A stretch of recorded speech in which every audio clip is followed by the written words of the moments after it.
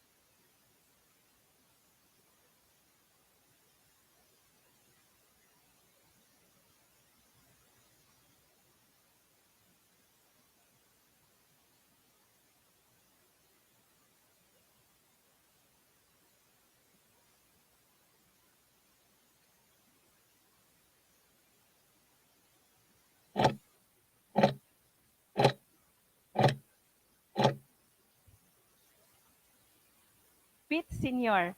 Bamgrass, the Cebu Heritage Hotel, in partnership with the National Historical Commission of the Philippines, the National Quincentennial Committee, the Cebu Normal University, the Cebu Normal University Social Science Department or Society, the Culture, Arts, and Design Association of the Philippines Foundation, Incorporated, Museus Sugbo, the Central Visayas Association of Museums, SOAN 2020, the 𝗥𝗲𝘆𝘆𝐻𝗃𝗃𝗀𝗏, and the 𝗈𝗨𝐷𝐵 Heritage Center present to you today a special Sinulog event, Magdiwata, tracing the Sinulog and Visayan traditional rituals to prevent disasters. We request everyone to please stand for the national anthem, for the Philippine national anthem, to be led by the 𝗏𝗏𝘆𝐻𝗃𝗃𝗀𝗏 Children's Choir. We Cebuanos aspire to be worthy in following the path taken by our heroes in their fearless fight for a land whose sun and stars forever shine for justice, whose loving embrace is everyone's paradise. We strive to become a people who love our motherland in our every breath and with every drop of our blood, sweat, and tears.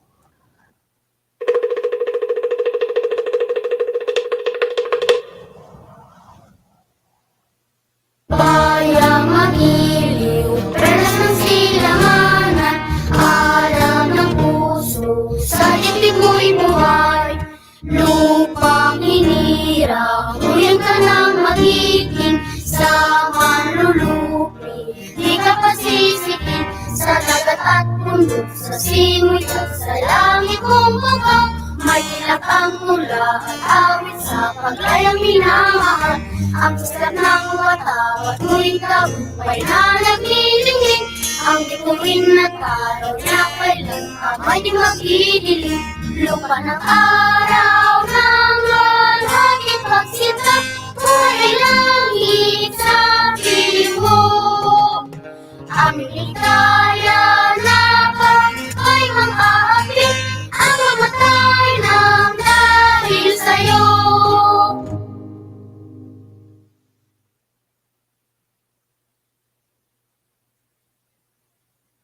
Daghang salamat to the very talented 𝗏𝗏𝘆𝐻𝗃𝗃𝗀𝗏 Street children who performed that song, and we also thank everyone who participated in the video shoot in that music video of the Philippine National Anthem, and that was first streamed on last December 29, in celebration of the 123rd anniversary of the independence of Cebu, of the victory of the revolution in Cebu in 1898, against Spanish colonial rule.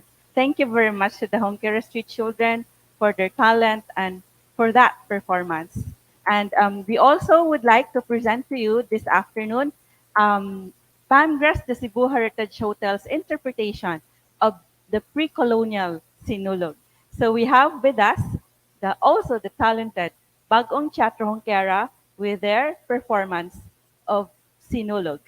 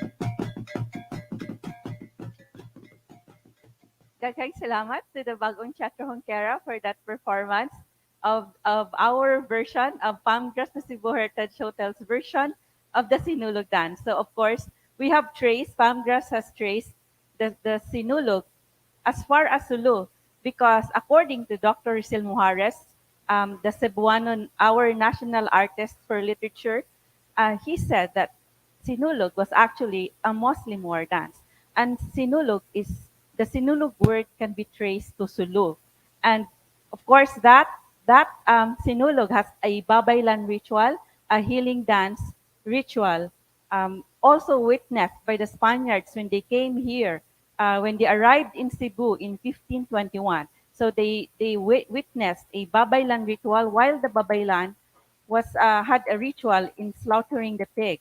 And also, that version of the Sinulog has a pangalay, a traditional martial arts and meditation dance of the Tausug of Sulu.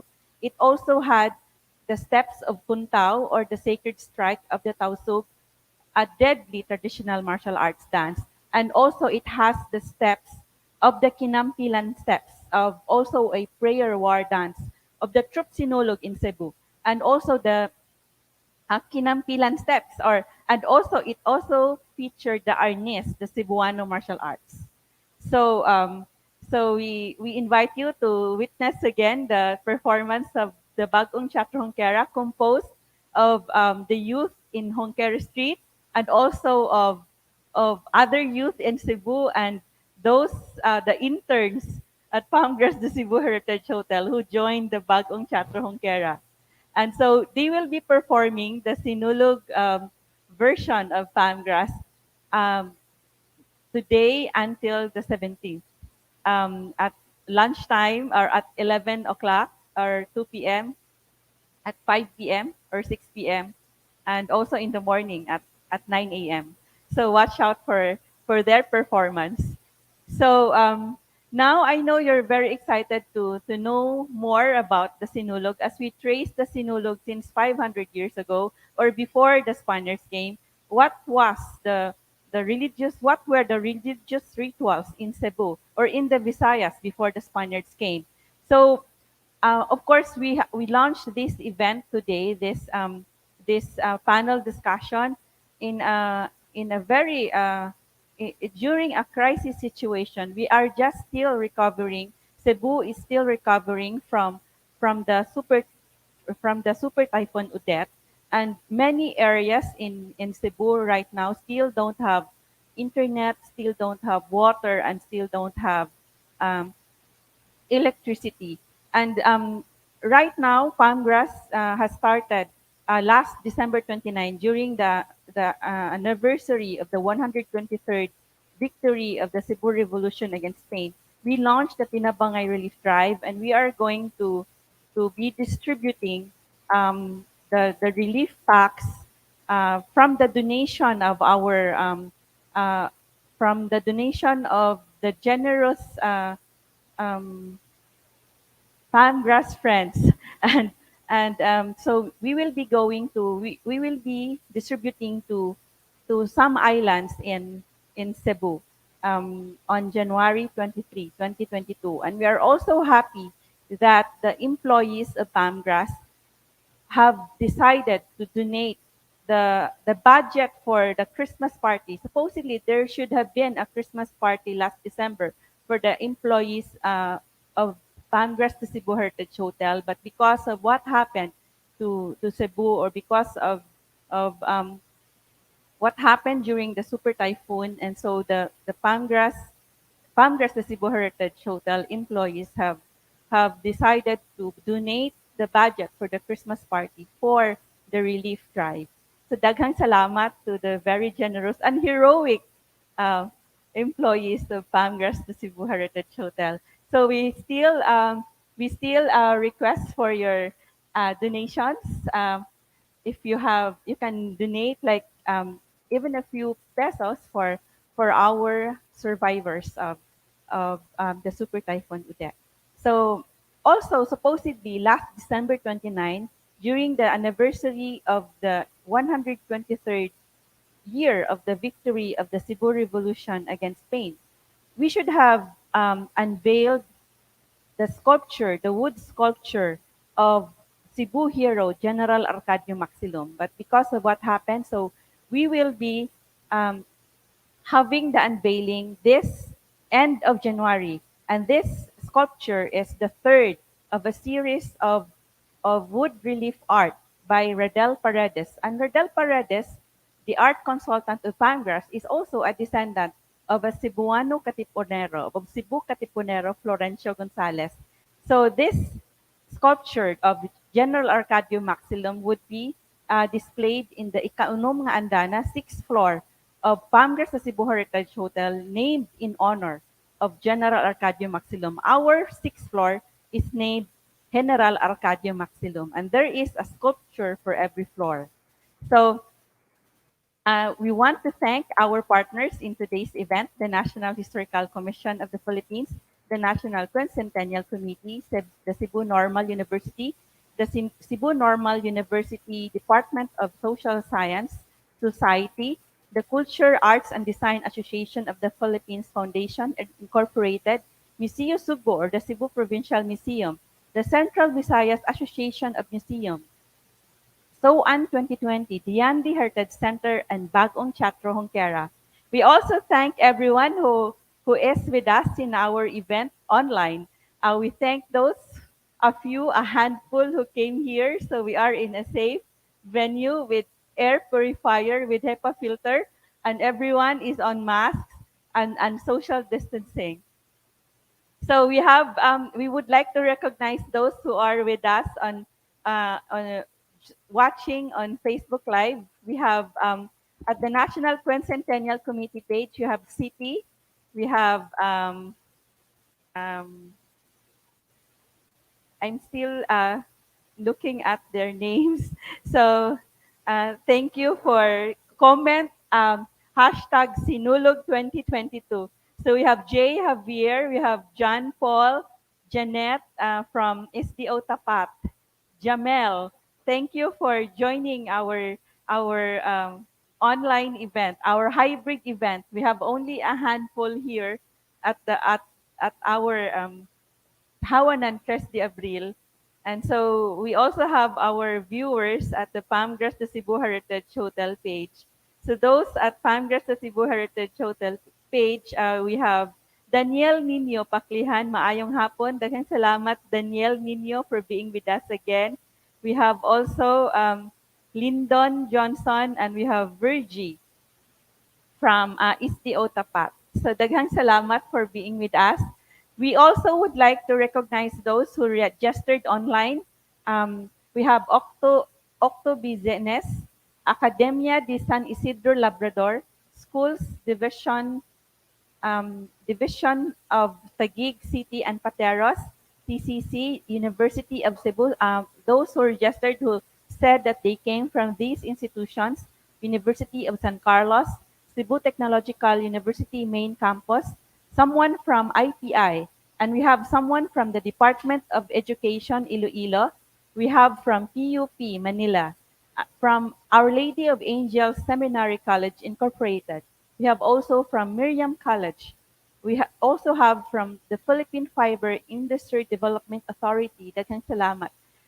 From the Philippine Normal University, North Luzon.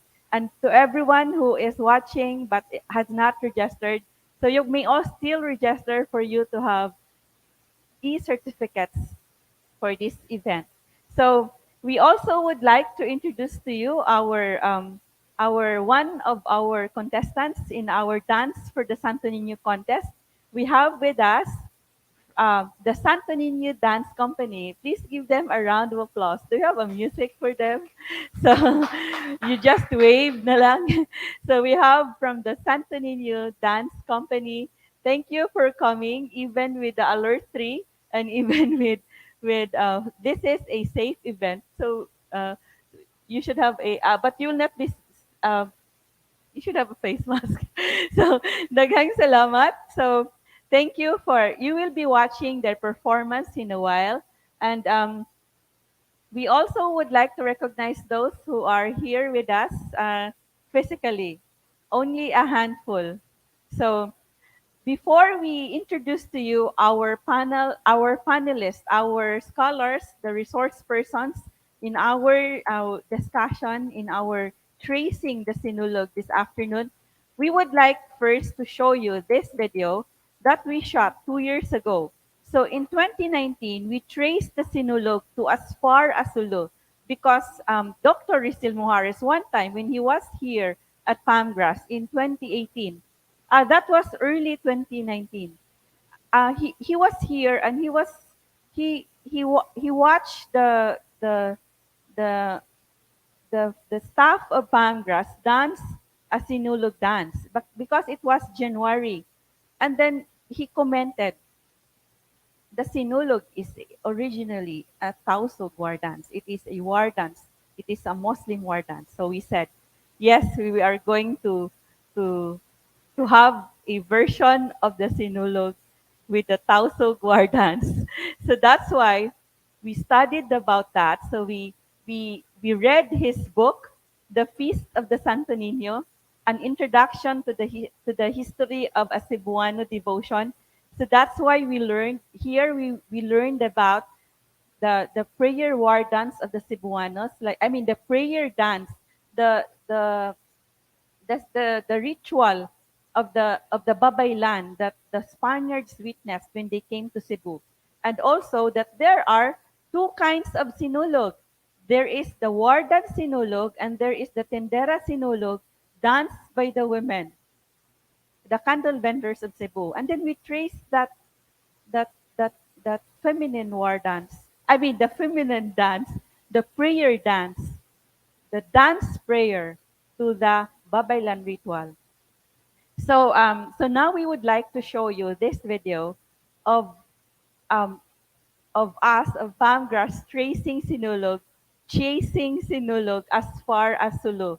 And this is the video of Sinulog, the Sulu roots.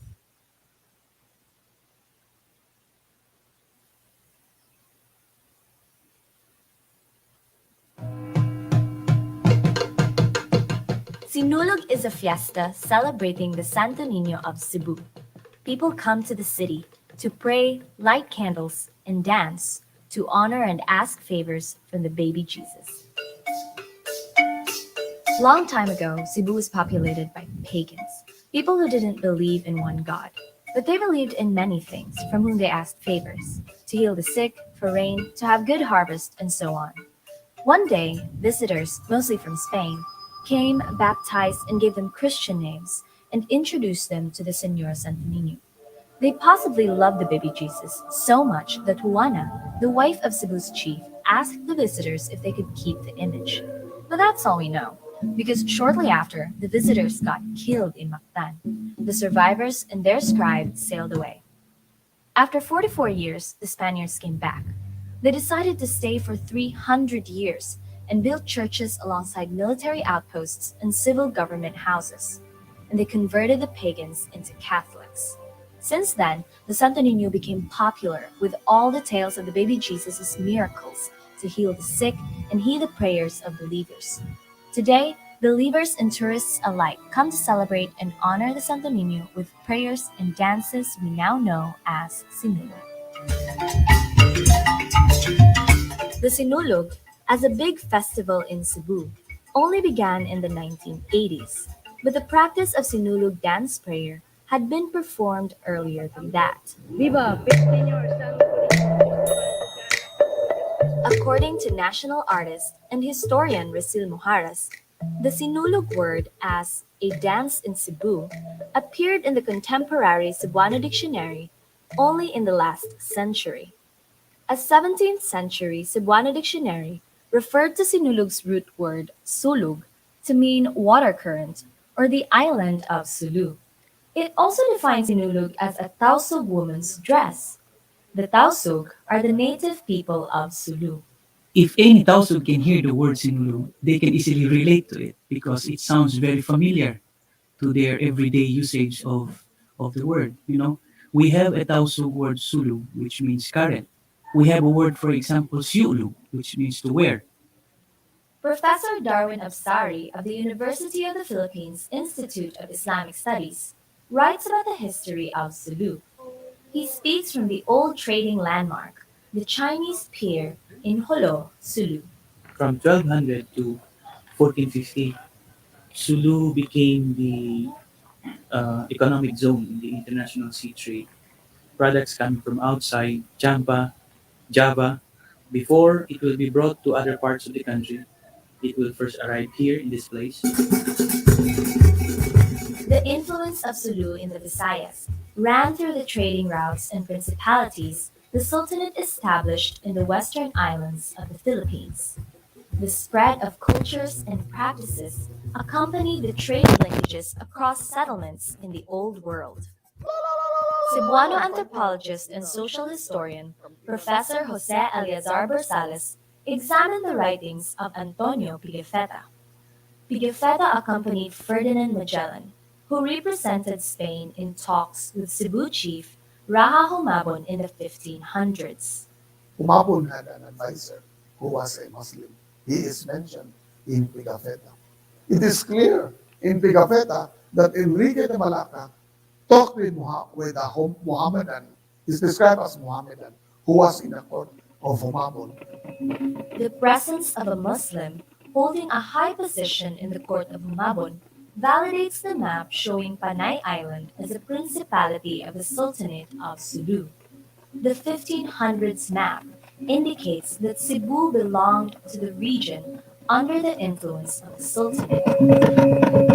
The strength of the Sulu influence in the Visayas was further confirmed when the word Sinulog found its way in the 1890s accounts of Felix Laureano. Laureano cites Sinulog as the name of a fiesta dance in Panay Island depicting a battle between the Moro and the Christian. And then he says that Sinulog is a very ancient form of competition or of jousting that comes from the Holowanos. And he says, but he saw this in Haro, Iloilo, being performed during a town fiesta. Jolo is the capital of the Sulu Sultanate. So therefore, you have a contextual source, which is further than the one we see today, the Sinulog, which as a festival, which began in the 1980s. Professor Absari confirms that fighting tournaments, horse racing, and other entertainment performed in front of the Sultan were a common practice in Sulu. This art of defense is part of the culture, simply because their homeland was under siege by various foreign powers. So showing it as an entertainment is one way of teaching the younger generations and the society in general the need to know this knowledge, the need to develop this knowledge as a way of defense in their homeland. Sulu had been a melting pot of diverse cultures from the Hindu, Malay or Srivijaya, and the Chinese civilizations. While pagan culture of much of the Philippines was suppressed by the Spanish occupation, Sulu kept the various influences in their culture, as shown in their dances. Some of the movements remain identical to the physical and spiritual practices in ancient India. The Chinese martial arts influence remains obvious in other dances. The Sulu martial arts dance, that sometimes uses bladed weapons, has a different narrative from that of Panay. The Moro versus Christian narrative, according to a study by Sally Ness, was introduced by the Augustinians, the first Catholic religious order that arrived in the Philippines. So you have a combination of a Holoano origin and a Christian origin. But why is it that other Sulu dances did not evolve in the Christian lands occupied by Spain? Because you have to realize that the islands were not separated until the Spaniards came. Christianity put a damper on the trading relations all over the islands. And along with it came the barriers that greatly suppressed cultural influences that moved through these pre-colonial trade routes. The survival of the battle dance sequence in Laureano's account can be explained by its local popularity. They must have seen the Moro Moro, the original Sulu dance performed in one of the fiestas. And it's easy to say, let's use the other one as a Christian, and he wins always.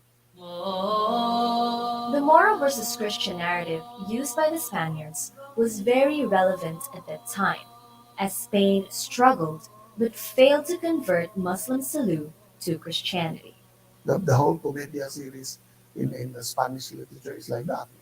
Christians defeating Muslims, because southern Spain was occupied by the Moors, by the Moros, for a long time. And they had that mentality when they came here. And then you have the evolution of the Sinulog as a Christian tradition. No longer the Sulu war dance that it originally started from. And so today, it has barely any resemblance to the actual war dance. If you look at the Sinulog category, it's really a modern version. There are various theories on how the Sinulog evolved over the centuries. But from what we have seen in the studies we came across, we can say that Sinulog's evolution at a certain point in history was influenced by the culture of Sulu.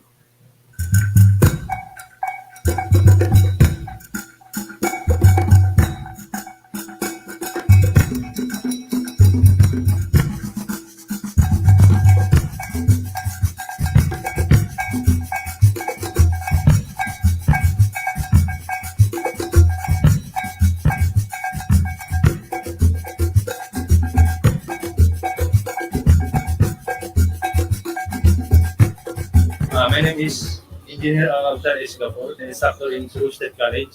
At the same time, I am coach in 𝗞𝗿𝗍𝗶, also in Hungtao. Hindi na. Dahil sa sayaw and then spiritual and then paniniwala sa Allah subhanahu wa ta'ala. Amen. Sabi ng mga ninuno namin, ang lakas ng oil malakas kaysa suntok. Pag hindi ka na matatamaan ng oil, ang suntok parang wala.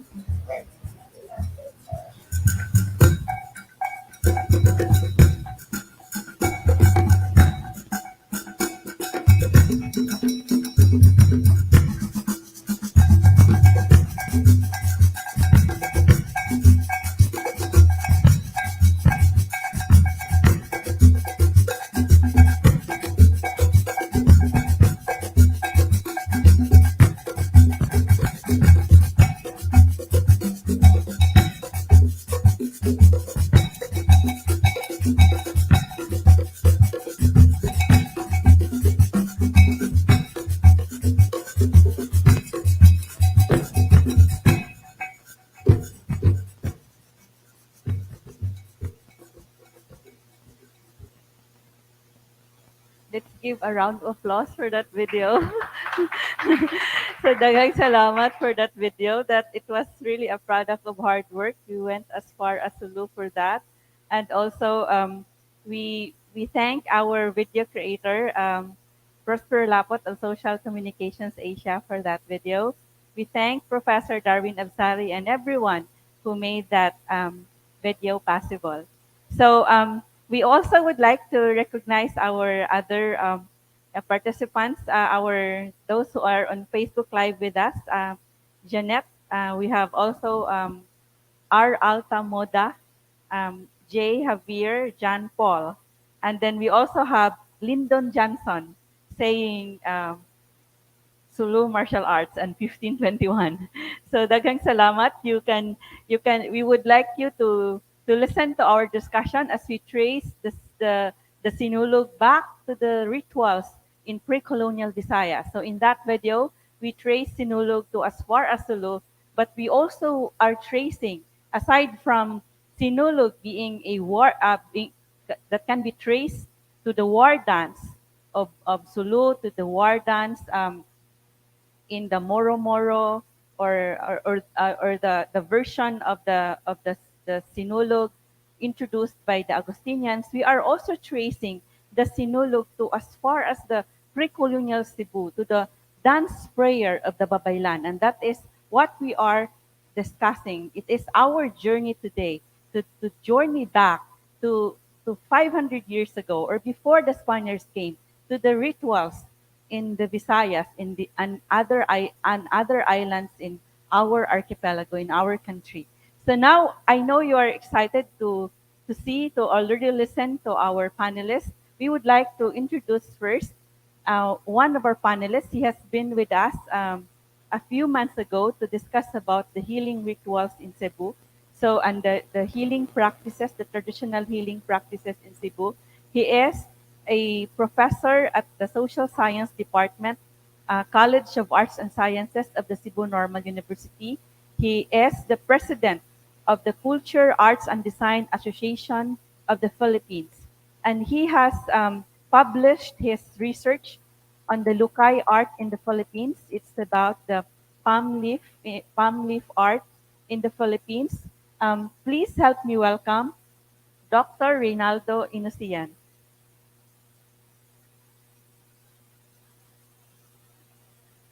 Dr. Ray, please unmute.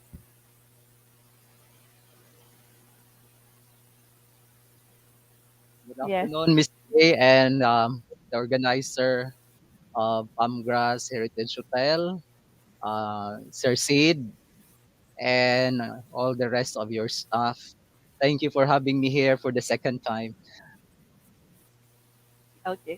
Daghang salamat, Dr. Ray. I know you are so also excited to share your knowledge and your research about the healing rituals, the rituals in Cebu, the rituals to prevent disasters in Cebu. So you have also Dr. Ray has also discussed that a bit of that in our event, our forum in October last year about the traditional healing practices in Cebu. So next, we would like to introduce to you our second panelist. He is with us. We are so glad that he is with us for the first time. He has roots in Leyte, and he had he obtained his Bachelor of Arts in History, and he was awarded with magna cum laude for history at the University of the Philippines-Diliman. He also got his master's and doctoral, his PhD and MA in history from the University of the Philippines-Diliman. He has taught at UP Baguio and at the UP Open University. And he is an author of the book 𝗤𝗏𝘆𝗀 Mga Sanaysay Tungkol sa Kasaysayan at Kultura ng Lalawigang Kapuluan. Please help me welcome Dr. Christopher Isquejo.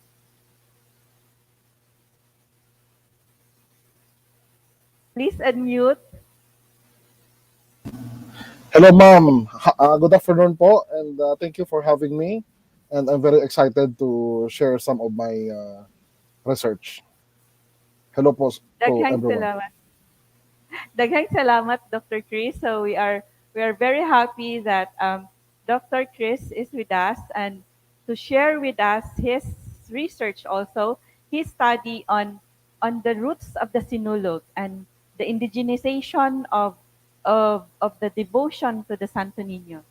So we are inviting those on Facebook Live and also those who are here. We are also would like to introduce to you our judge for our Dance for the Santo Niño contest, and he also helped rehearse our Bagong Teatro Hongkera. He is a member of the National Committee for Culture and uh, Committee for NCCA Dance Committee. We have with us Bobby Bargamento.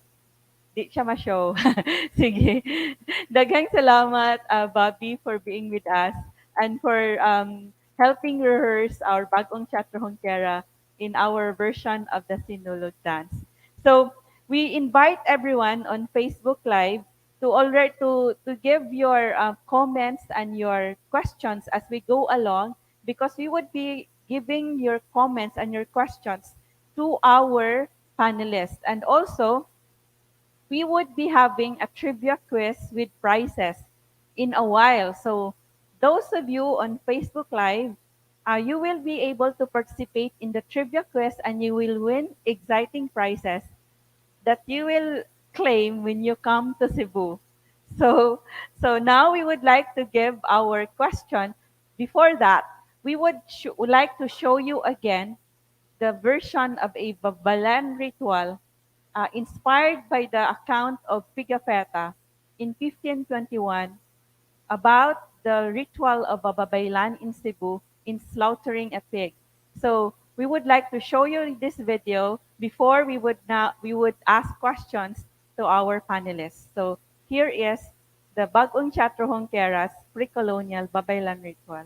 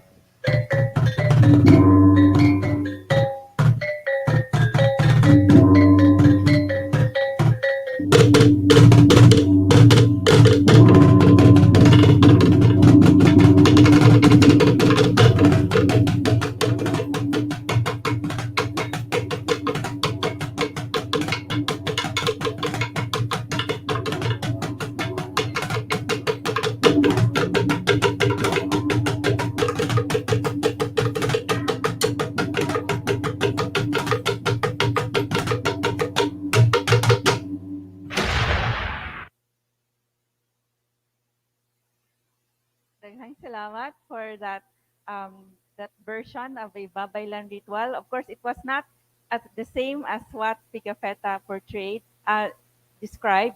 Uh, the, the Babaylan there at that at the video, it was only one, but in the description of Pigafetta, there were two Babaylan. There were two old women who were performing the ritual in slaughtering the pig. And also they had rice cakes, they had grilled fish, they had roasted fish, and they offered food during the ritual of because ritual in slaughtering the pig. Because at that time, the Cebuanos will not be able to eat the pork without the ritual done by the women. And of course, the women also had the babaylanes, the prayer leaders and the spiritual leaders at the time also were instrument. They needed they had to perform a ritual for the chiefs to be buried. So we thank those at Facebook Live. We have Precious from Taguig National High School, Lindon also, and Borja Gina. So daghang salamat for watching. So now we would like to ask now the questions to trace the rituals in the Visayas in Cebu before the Spaniards came or until today. So we have Dr. Ray Inusian, who has research on the rituals in Cebu and in the Visayas. So Dr. Ray, we would like to ask you regarding to elaborate on the belief system and the religious rituals of the Visayans in pre-colonial times. Okay. Thank you so much, Miss A. Once again, good afternoon to our viewers and to the Cebuanos and the rest of those who attended here from all over the country. I would like to expound on this particular question by referring to the historical background of our country, including Cebu, during the time of the pre-colonial era, no?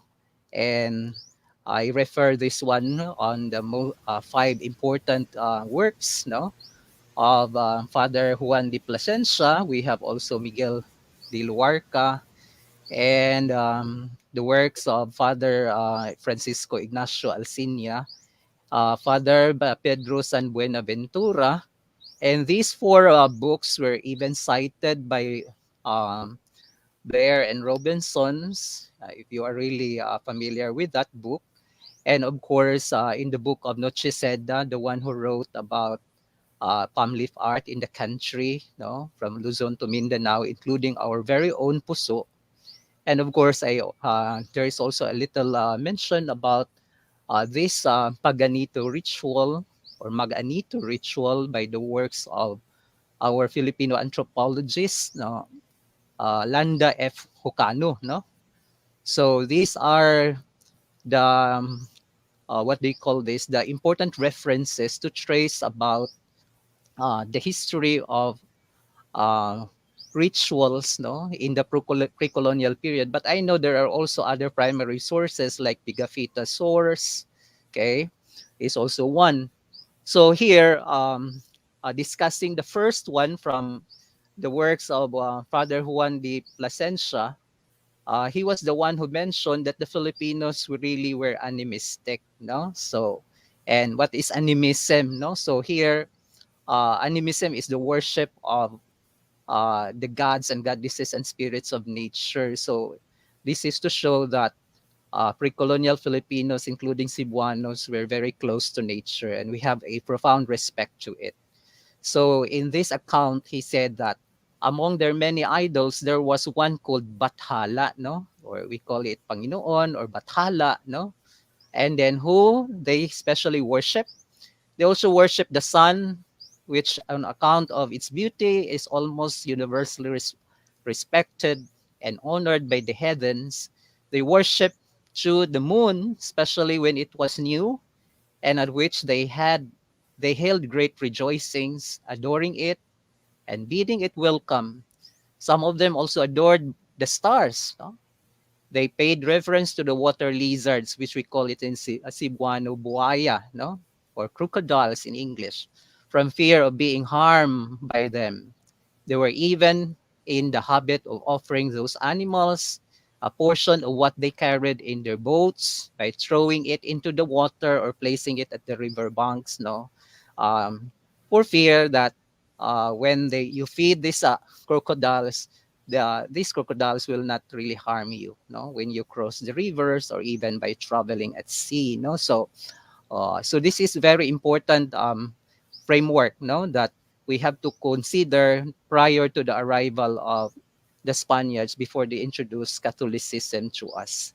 The second one is on Luarca, which is also cited by um, Blair and Robinson, no? And this is now the time that Miguel de Luarca mentioned about Anitus, no? And this is what we call the Mag-Anito, Paganito ritual, which Father Alcenia also mentioned, no? Okay, so in some places, and especially in the mountain districts, when the father, mother, or other relative dies in the family, the people unite in making a small wooden idol and preserve it. Accordingly, there is a house which contains 100 or 200 of these idols. These images also are called anitus.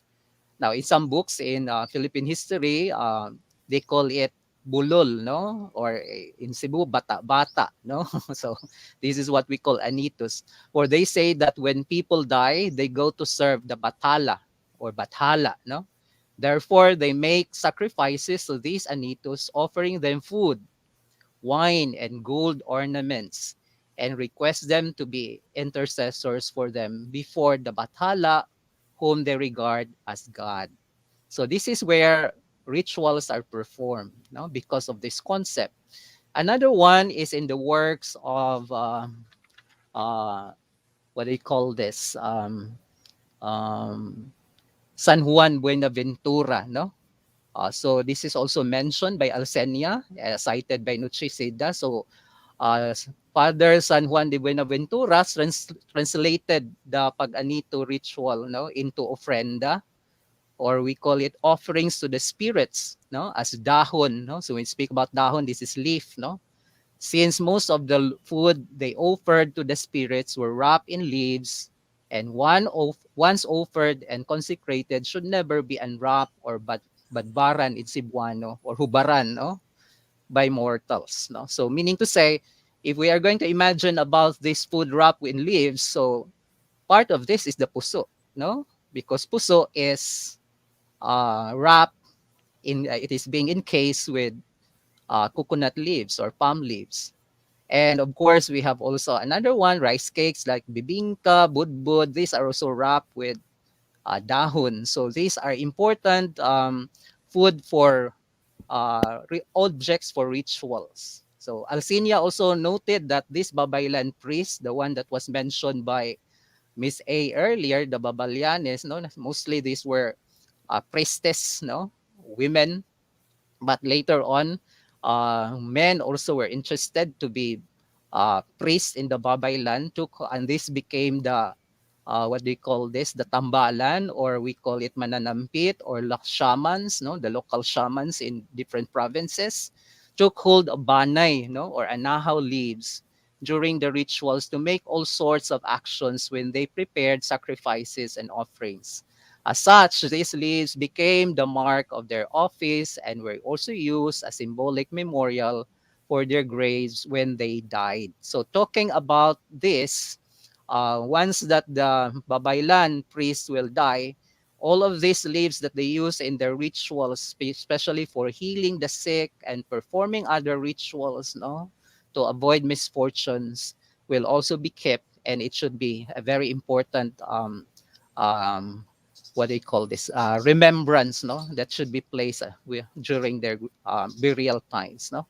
And then of course the last one of this one is from our very own Hukano. He said that there are six, no? He was the one who mentioned about Magdiwata, no? Or we call it mag-anito, no? Uh, and then there are six, what do you call this? Purposes, no? Why our ancestors really engage into rituals. And the first one here is recovery of a sick person. It is associated with healing. So there was no hospital, there was no medical doctor. So the Babaylan serve as a doctor. He or she can also perform this ritual in order to heal the sick, no? And the second one, prosperous voyage of those embarking for sea travel. Imagine our country as archipelagic. If we travel from Cebu to Sulu or Sulu to Cebu, so it's quite risky. So we need to have rituals for that, no? So I'm very happy that you mentioned about the origin of Sinulog from Sulu, because even the puso thing, it's not really from Cebu then. It was from Sulu. They have what we call tamo, no? And these are having elaborate designs, no? And I will discuss that later on, no? And then another one is a good harvest from the Southlands, no? So especially for the farmers, when they perform the offerings, no, for a good harvest, they have to perform a Thanksgiving rituals, no? And then propitious result in wars, no? So we have noticed that um, early Filipinos in the past, including the Cebuanos, were engaging in wars, no, tribal wars, no, and then the Christian wars and versus the Muslims. So the success of this one is also celebrated in a ritual, and successful delivery in the childbirth, no, especially for the mothers, no, and of course a happy union in a married life. So this is also to be celebrated, that uh, there is joy in the family, and the relationship lasts, no, forever, no. So a Babaylan will have to officiate a Thanksgiving ritual for it. So Hukano further added that for the wealthy families, now these religious rituals in the past could even be celebrated for a month, no, 30 days. Imagine that. Where today we have to celebrate it in just a matter of hours. But in those days, it was really more elaborate. No? So I think that's all for the background of the ritual, mom, Miss A. Uh, Dr. Ray, actually, so there was someone when we posted this event. There was Mhm, a group from an online group on Visayas culture, and who sent me a message about it's very interesting that there are rituals to prevent disasters. So mhm, you told us a few months ago regarding the rituals, the healing rituals. You said that mhm, there would be rituals for healing because the gods may have been offended. So, mhm. do you think that there was there a belief by the pre-colonial Visayans or our ancestors that disasters would happen if the gods would be offended also? My answer to that question is yes, because in our interview with local shamans during our research, they said that when a family in the past um, failed to perform a certain ritual for Thanksgiving, then the gods would be angry. And the wrath of that one, the punishment could be disaster, misfortunes, even sickness, and even storms or typhoons, drought, a lot more. So that is why it was a practice of many Cebuanos in the past that they have to perform rituals every year, no, in order to get rid of all those misfortunes and calamities. Yes. So so what were the things that the gods would be angry about? So so in your research, how should we not how should we treat things so that the gods wouldn't be angry? We have to please them. We have to be kinder to them. So I would like to share my personal experience with this with my family because I was born in a mountain area, and that's Barangay Tap Tap. And my parents and even my grandparents used to perform rituals annually, no, because they were farmers. Now, the moment there is someone in the family who is sick, and we go to a medical doctor, and the doctor does not really diagnose what kind of sickness, and the result of that, we went to the mananambal, or and then the mananambal tries to diagnose that.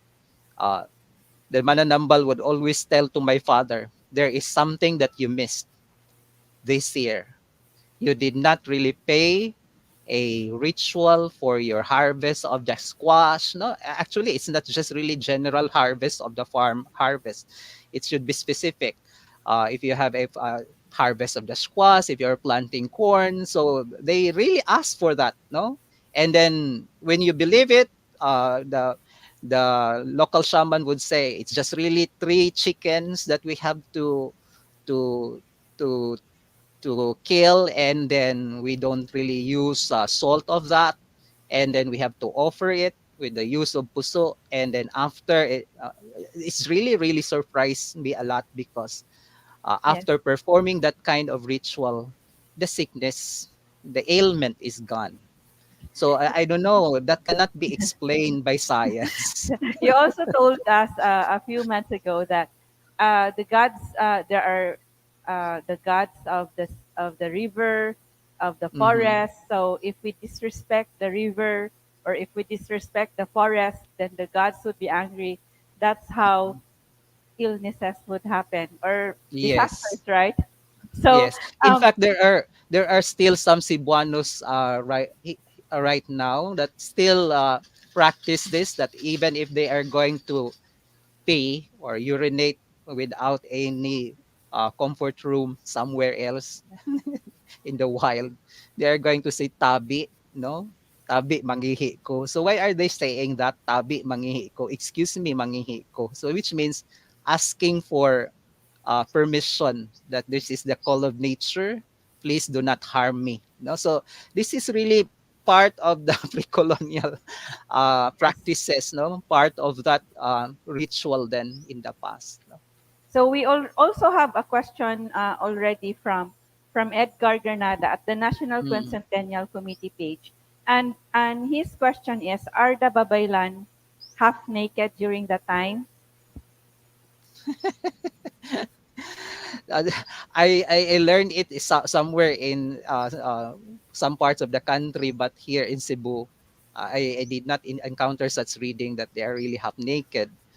Um, but Yes. in some places, it is the reason for that. It might be that they're really out of personal intimacy with the gods, no, and the spirits of nature. Nothing holds bar between the herself and that of the spirits, no. Okay, so Yes. So, of course, also Pigafetta described the women in 1521 in mm, Cebu as half naked, and yeah. and the men all only had also bahag and Mm, tattoos, and mhm, also it was only the wife of Humabon who was fully clothed.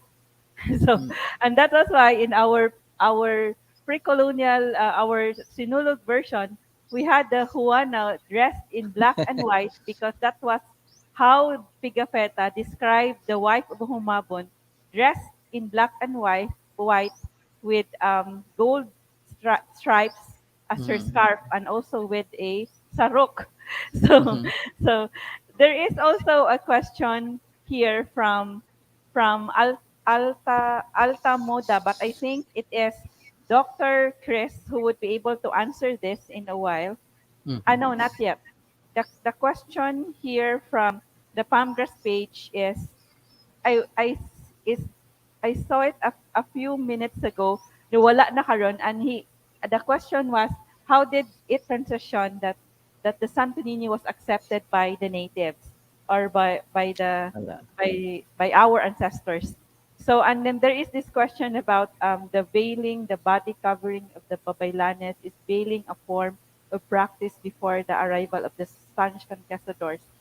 So, so I guess maybe Dr. Ray, if you can answer that in a while.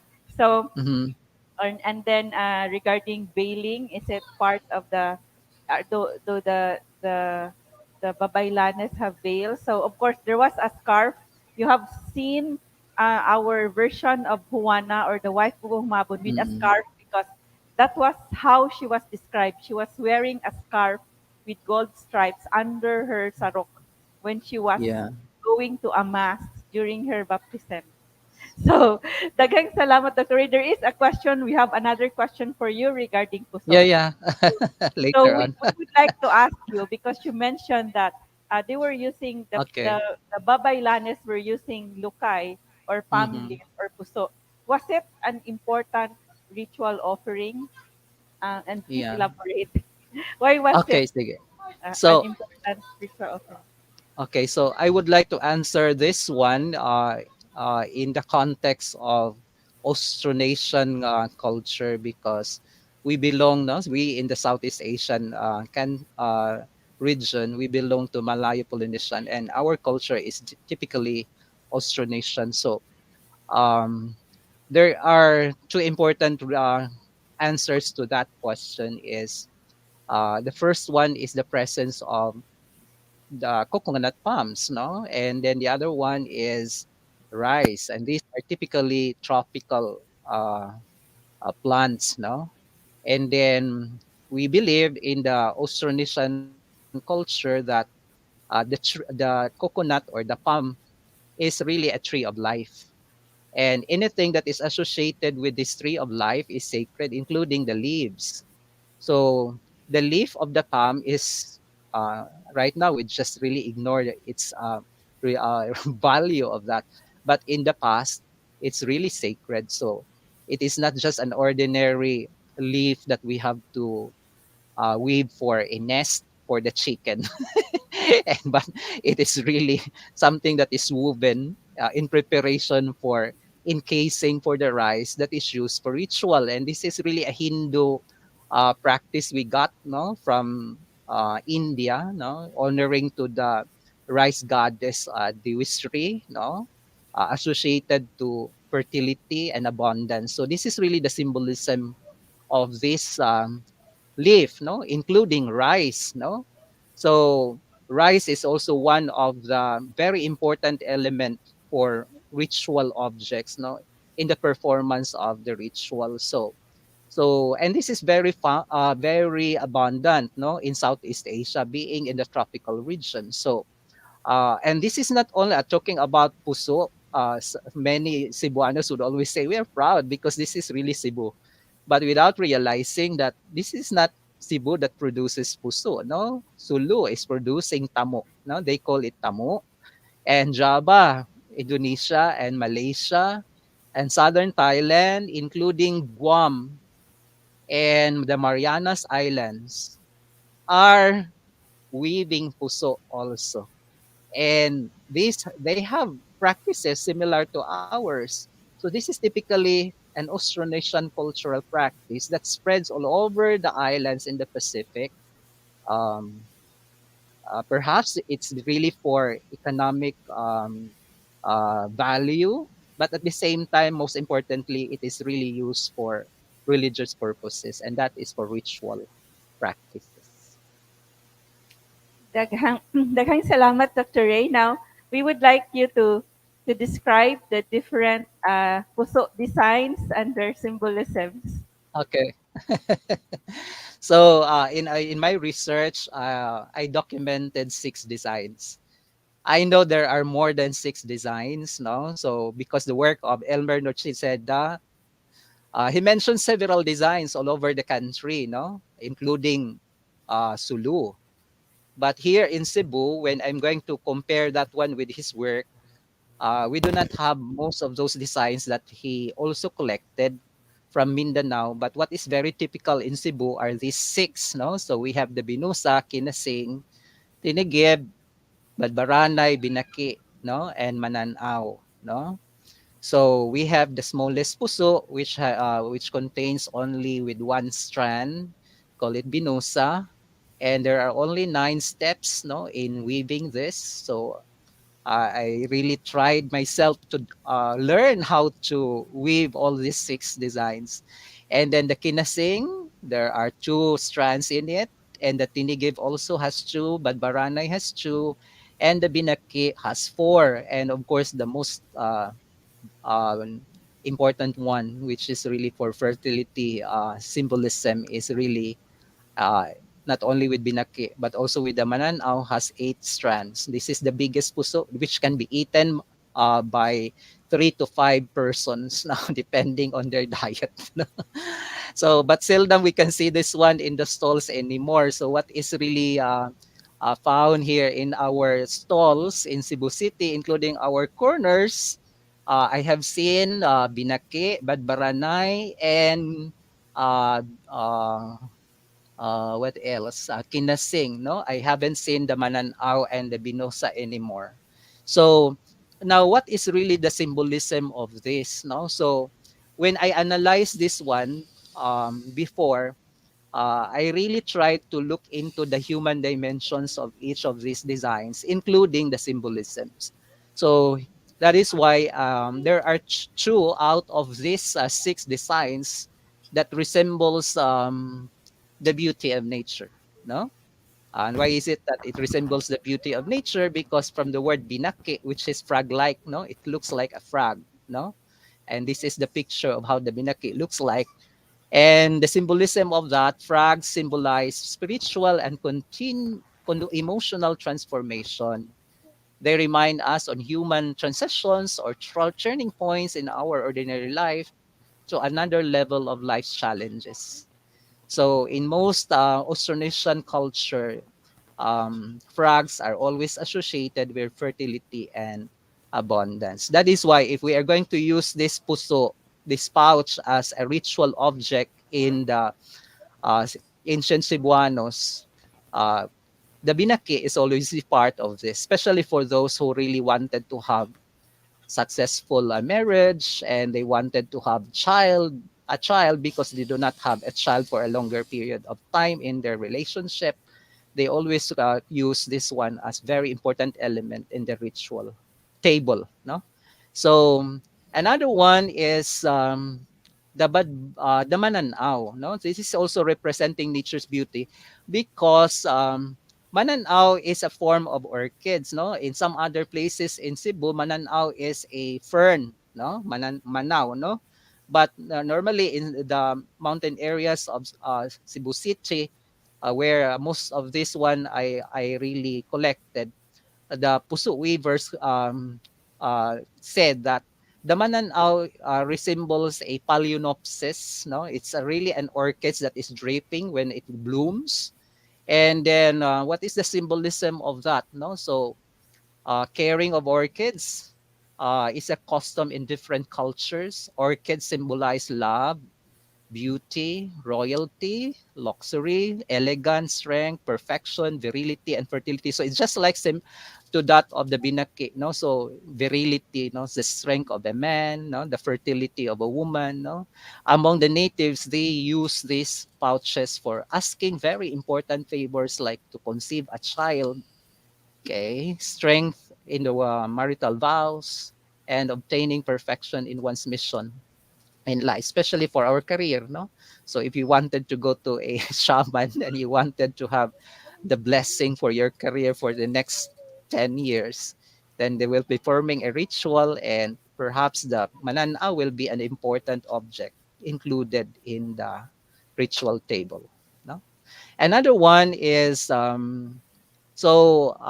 in the outset, I consider this replication of nature's beauty as an ecological orientation of the Cebuanos in the past. No, why? Because this emanated a profound mysticism and reverence to nature. No? The fact that rice is really generated from nature, the cocoa, the palm leaves are also from nature, and the purpose of the ritual and the prayer is really to appease the spirits and uh, to pay gratitude, no, for a good harvest, for a good health. So this is really a reverence to nature. The second one is human dimension is perceived utilitarianism, which I have seen this one in the Binosa. Binosa is a shot glass, no, for those who are drinking, and if you are engaged into tagay most of the time, there is what we call the binosa, no? It's a small shot glass. And the rice pouch resembles a wine shot glass used primarily in a social gathering.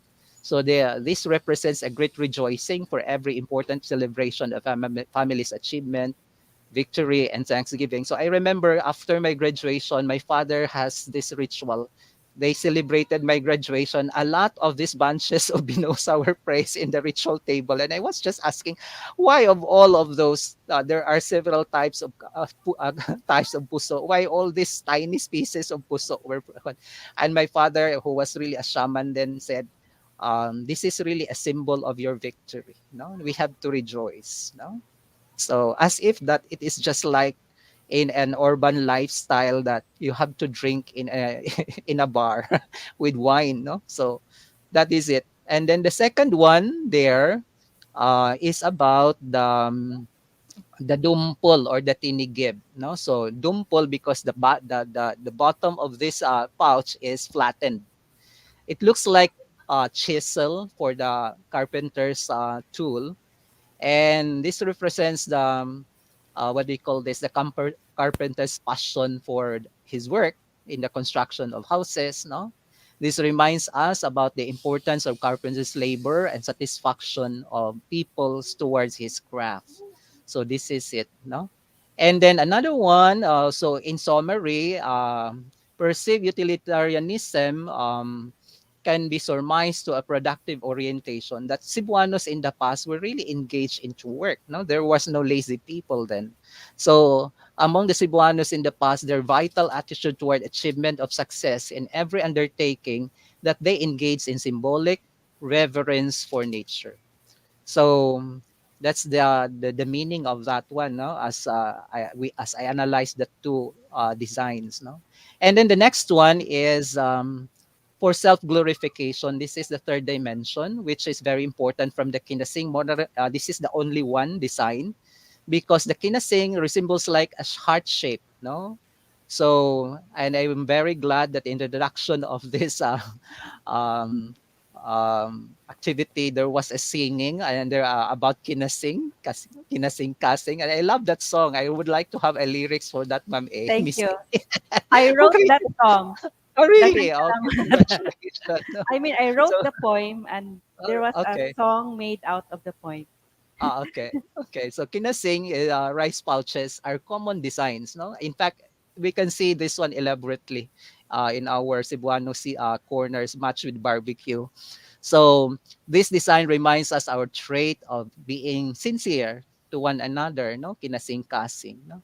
Like the human heart, the design also means the source of love, which is one of the foundations of peace in the family and the community, the nation, and the world. No, so I said this before in one of on my talks. Then that for those who would like to seek for love, because they are wanting for love, they really have to wear a necklace that resembles like the kinasing, and the shamans perform the ritual for finding the best man or the best woman for her or him. So this is really for self-glorification, that they have to glorify ourselves, that if nobody else love you, then who will else will? No?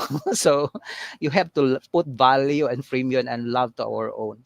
And then this is the hedonic orientation. No? In philosophy, hedonism is really the love, no, and the pleasure, no. If you feel that you are helpless, no, to be proud of their self identity with a strong faith in nature by which their needs were filled. It was the pleasurable experience of the farmers, no, because most of my key informants were farmers who really practiced the rituals, that the nature is pleased with their abundant harvest and good deeds. So then the next one is this is the badbaranay, no? So badbad is to antay, no? Oh, so this is really used usually in the ritual for the ritual opening by the shamans. No, we call it manamnampit in Cebuano. So the rice pouch was represented by explicit action like to open a pack or to untie a package.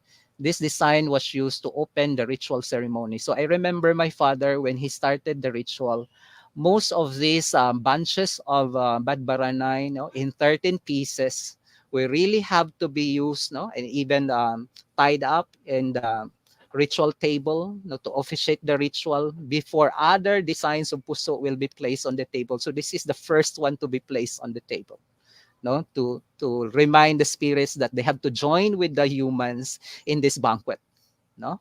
So this is a ceremonial behavior, no, the dimension of ceremonial behavior. And of course, this is really the ontological orientation of the Cebuanos, no? Which really represents the conduct of the rituals where the humans and the spirits of the underworld are enjoined to engage during the actual ceremony. So I think this is all for all.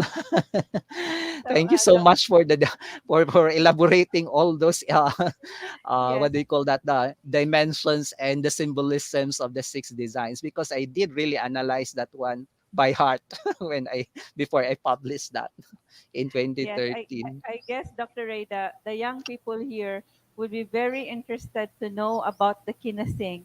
For those who are Mhm. single, if you want to find love, you need to have a necklace of a kinasing, a heart-shaped puso, a necklace of a heart-shaped puso, and a ritual by a tambalan for you to Mhm. find your loved one. So parang nga di na mo ma-single, kinahanglan mo og kinasing. So, And I'm naman, very glad today that there are some pendants now of necklaces in gold, which are really designed with kinasing. ah. I don't know who is the artist of that one. It's very nice, no? But it's So really very expensive because it's really heavy. so we have more reactions from our audience. We have from the National Quincentennial Committee page. Someone is asking, so this is Giovanni asking if tuba or bahal was used by the Babaylan. You mentioned about the binosa or the Mm. shot glass. Yes, it Was is. there tuba with it? Or Yes, was yes. It is also very important component in the ritual aside from the puso, no? Later on, I will be mentioning what are those foods to be offered. And tuba is one of them.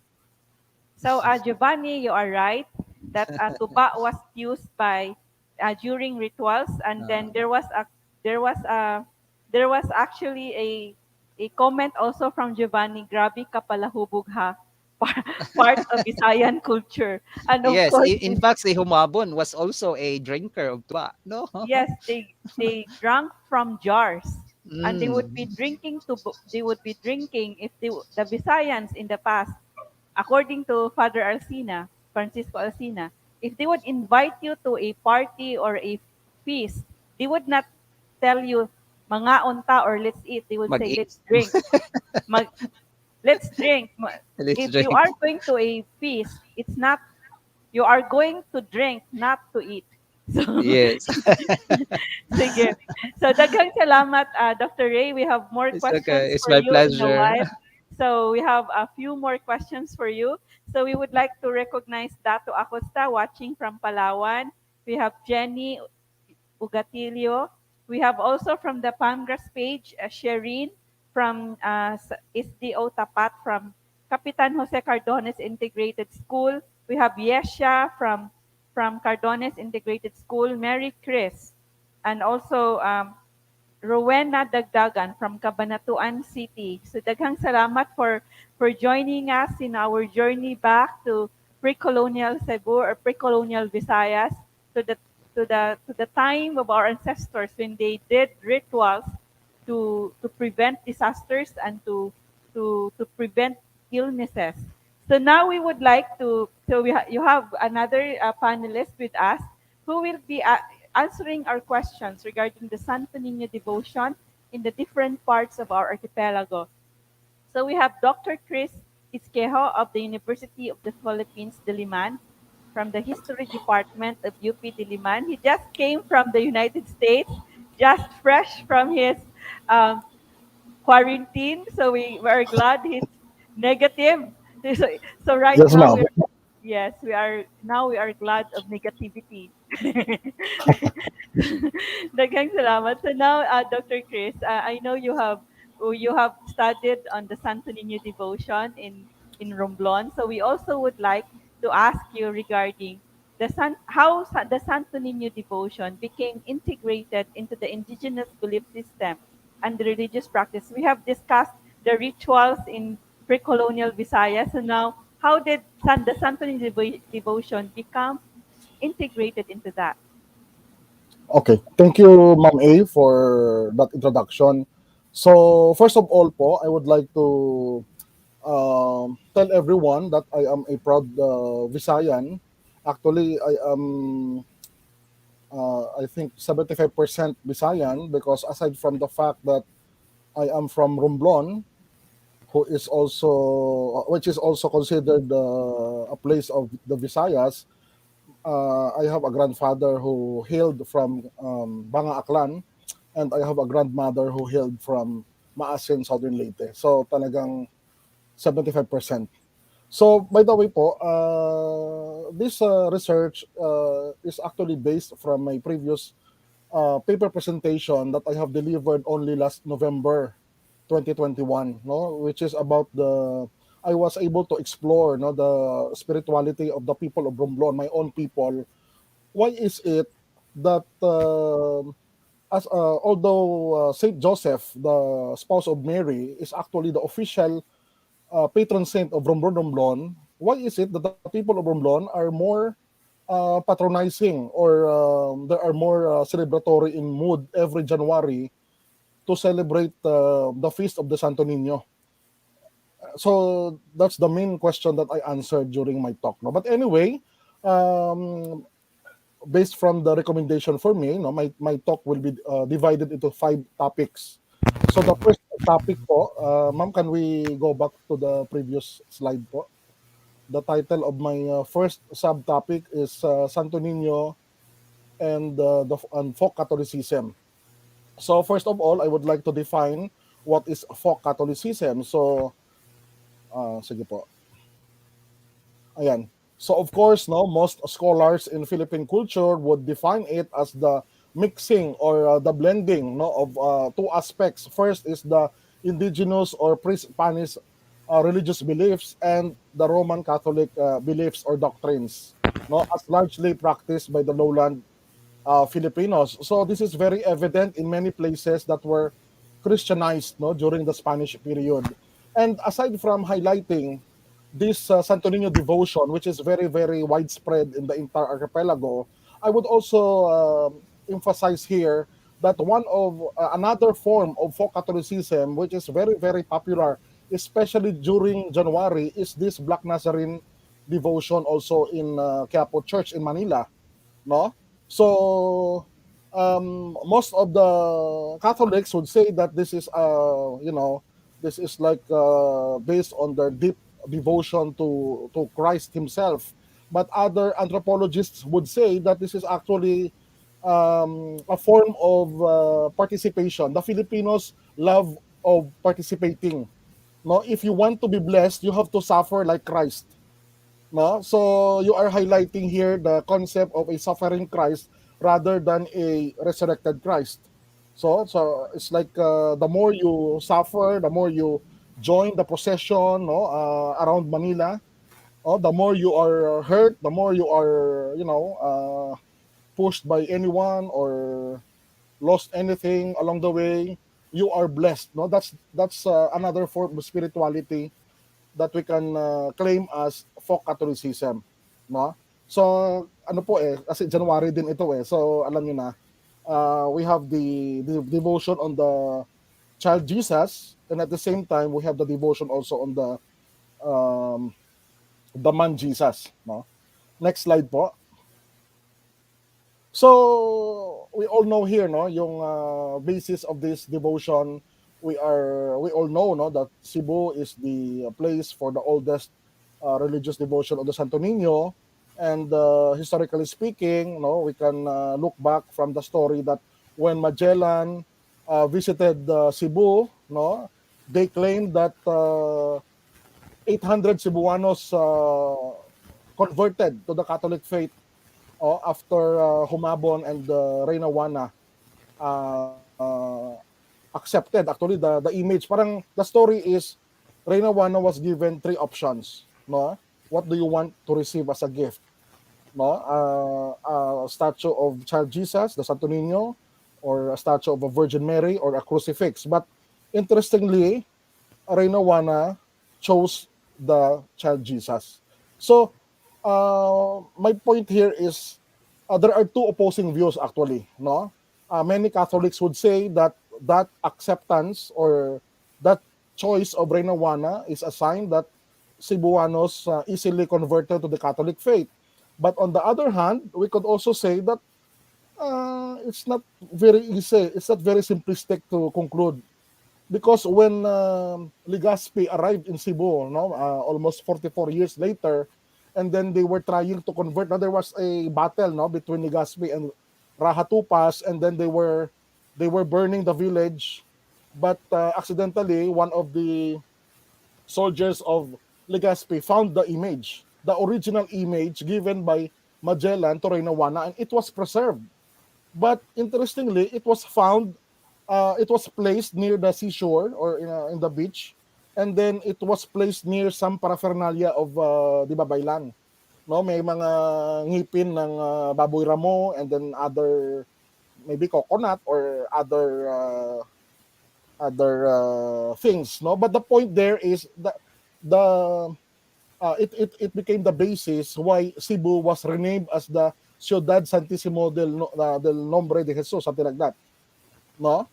But other scholars would argue that the Cebuanos just gave a new interpretation to the Santo Niño. It was not really accepted as Jesus Christ himself as a baby, but actually it was turned into an anito, no? Because the belief of the people was for the Santo Niño, for that image to make a miracle. It was turned to be an anito of rain, and somebody who can give healing to the body. Some people are sick. They put the image there near the beach, and then they would not remove that image unless miracle would happen, something like that. So that's what we want to emphasize here. Okay, so there are, of course, no, that's debatable. We did a lot of conferences last year, no, to commemorate this 500 years of the introduction of Christianity in the Philippines. No, pero that's what I want to emphasize po, my two opposing views. Okay, that's it for now po for the first subtopic. Thank you, ma'am. Daghang salamat, Dr. Chris. That's very interesting that the Santo Niño is treated like a god of rain, an anito of rain. It is also in this book by Dr. 𝗞𝗿𝗆𝗄𝗧, The Feast of the Santo Niño, an introduction to the history of a Cebuano devotion. Uh, the missionaries, the Spanish missionaries, actually were telling about the Cebuanos, referring to the Santo Niño as it is ours since time immemorial. So they really treated the Santo Niño as their own.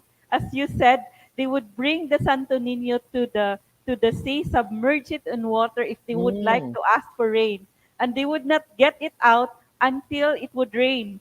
So, so they really believe that the Santo Niño would bring them rain. So it is also in this book, and this is available at Pangras Basahanan ni Lumaya. You can send us a message if you would like to get hold of this book. And Dr. 𝗞𝗿𝗆𝗄𝗧 also wrote about that here in his Interrogations in Philippine Cultural History. So, plugging lang me. So, Dr. Ray, we would like to ask you again regarding this indigenization of the Holy Child, and what was the role of the Augustinians, of the religious missionary, the Augustinians, in the promotion of the Santo Niño devotion during the Moro Wars? Actually, ma'am, it's still a big question for me. No, it's not yet answered. Why did the Augustinians really promote, no, the devotion of the Santo Niño in the Philippines? But what is accurate is, can we open po the continuing, the second subtopic? So, historically speaking, the Augustinians were the first among the 6 religious orders who arrived in the Philippines. No, actually, they were the ones who accompanied Legazpi himself and the first, shall we say, conquistadores, no, the first pioneers or soldiers of colonialism that arrived in Cebu in 1565. And then, of course, from Cebu to Iloilo and other parts of the Philippines, even in Tondo, even in Malolos, Bulacan, they really did their best, no, to promote Santo Niño devotion. I'm not really sure why did they do that, but the sure thing is that they really promoted the patronage, and in my opinion, that strategy is very effective because the Visayans already appropriated the Santo Niño, like what you just said, Ma'am A. The Cebuanos have already an existing appropriation or use for the Santo Niño. That's what we can say, that folk Catholicism is really existing and surviving even up to now. No, the 500 years of Spanish colonialism were not able to diminish or abolish, no, all the babaylan, animistic, pagan labels, no, for the beliefs of the pre-Spanish Filipinos.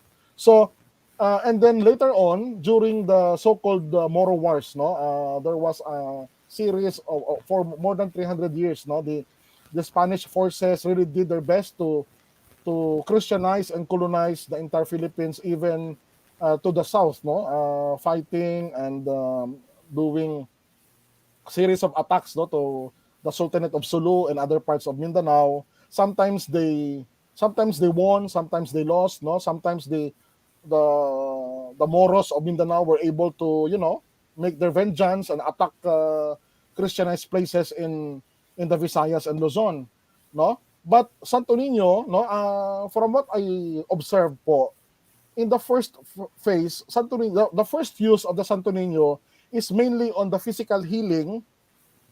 No, anyone who have ailments, no, they have to ask prayers to the Santo Niño. And then another use of the Santo Niño is the, asking blessing for rain for agricultural purposes. No, it means that there is a belief that the Santo Niño has powers to, control nature, something like that. And then eventually, there's another form of use of the Santo Niño. Santo Niño became a figurehead of warfare, no, against the Moros, because in Tacloban, no, in Leyte, they have images of Santo Niño that they call as El Sargento or El Capitan, no.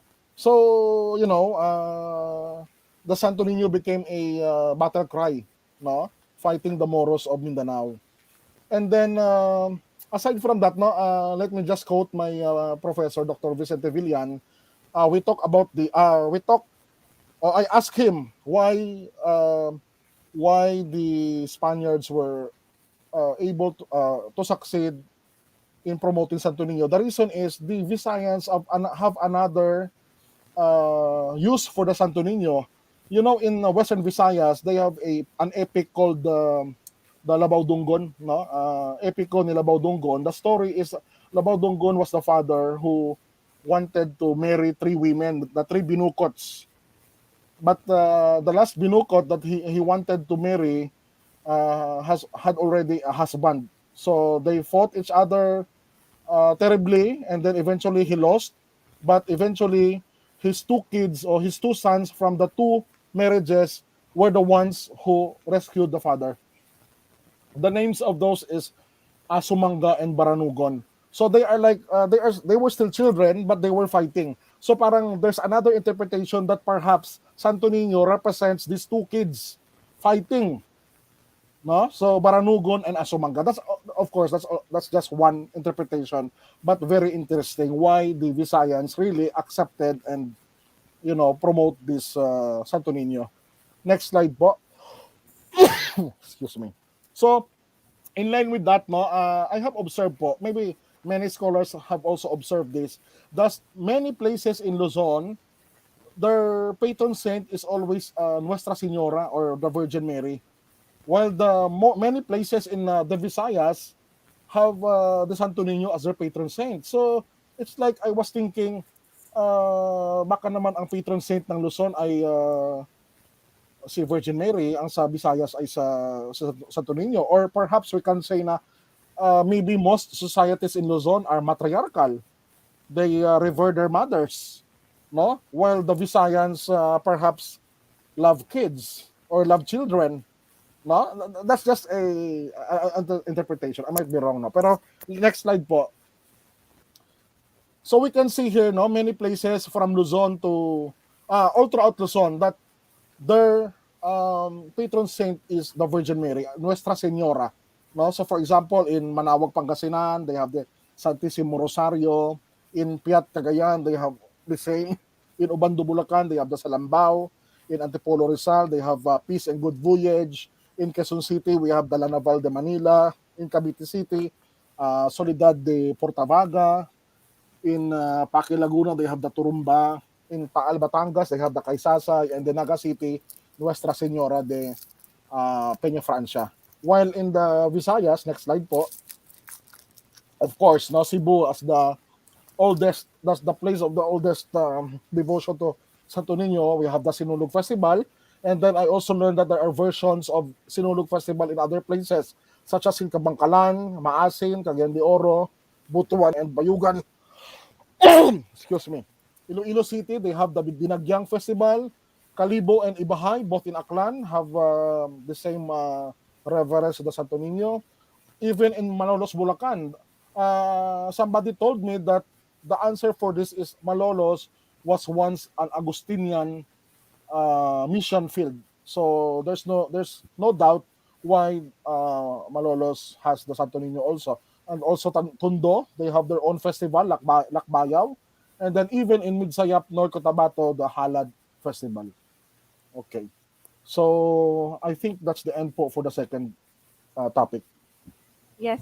Dr. Chris, we have our audience commenting here from the National Quincentennial Committee page. Earl Queen says, good afternoon. Evangeline Lopez says, thank you, Sir Isquejo, and also someone from Rosalyn Esconde saying good afternoon, watching from Zambales.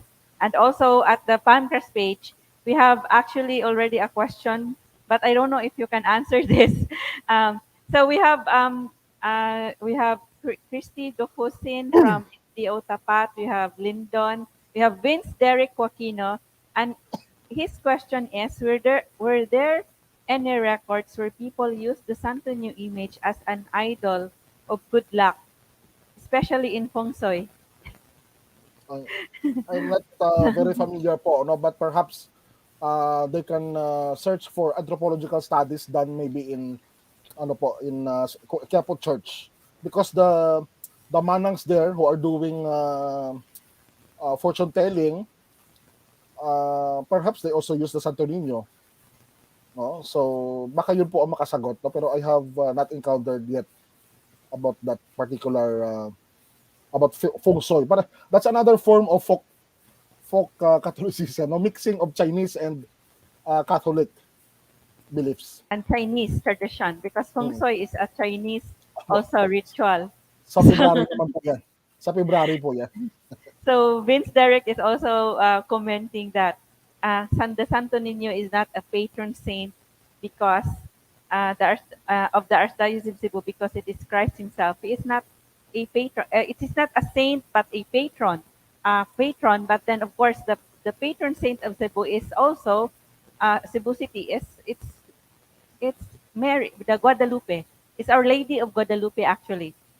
So, but the Santo Niño is more popular. The Santo Niño devotion is more that's the point, popular. ma'am.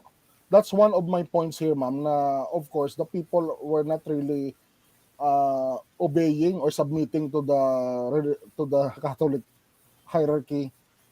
Not all the time. No, even in Romblon nga Saint Joseph nga ang official talaga na patron saint. That's March 19. The feast day is March 19, but interestingly, the people would rather celebrate in January, no, to coincide with the entire archipelago celebrating Santo Niño. So, mga ano yan, ma'am, ano ba tawag natin dyan? Para bang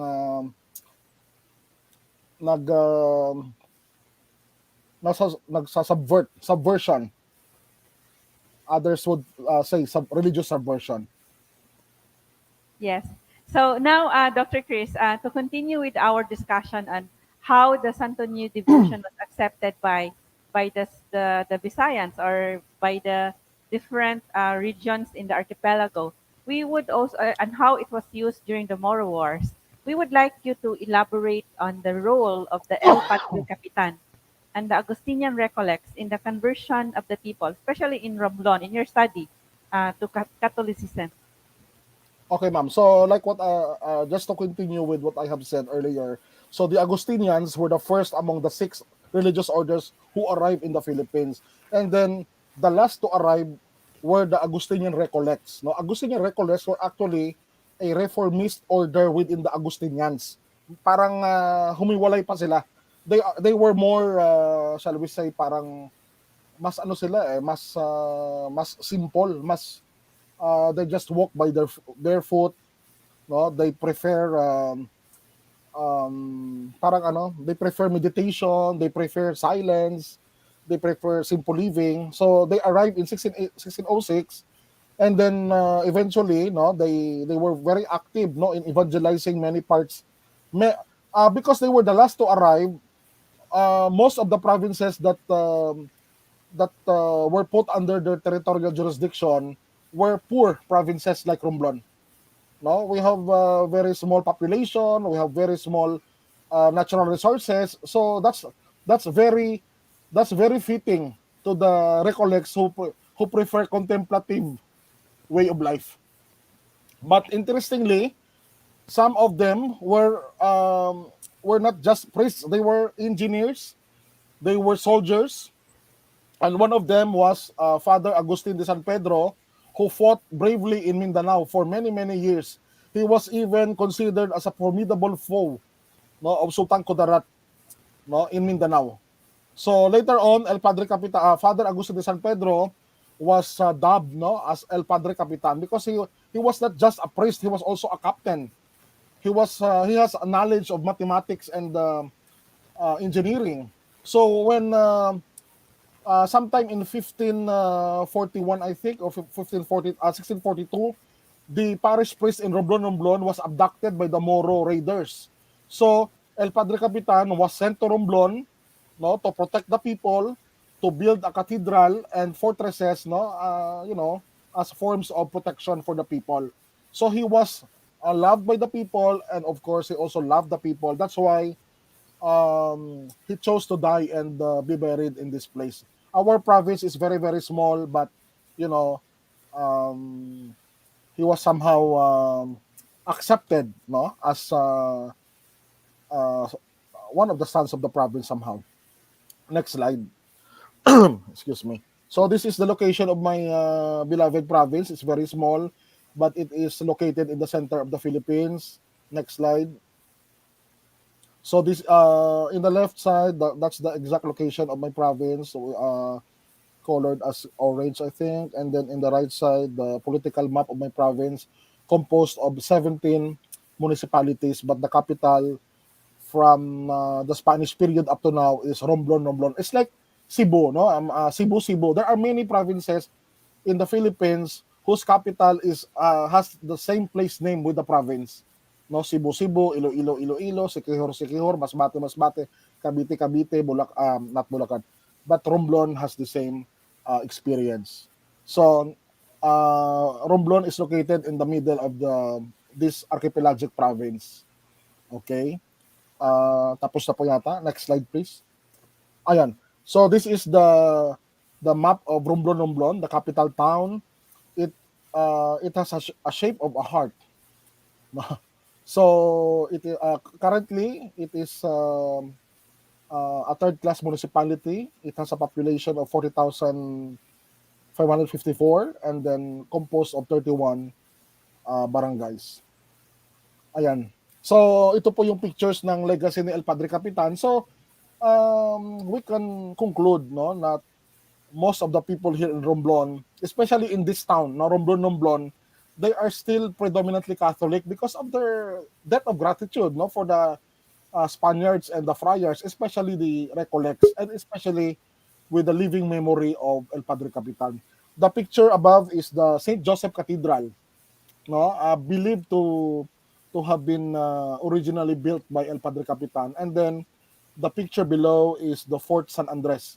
There are two fortresses actually, Fort Santiago and Fort San Andres, but the other one is already in ruins while this one is still standing.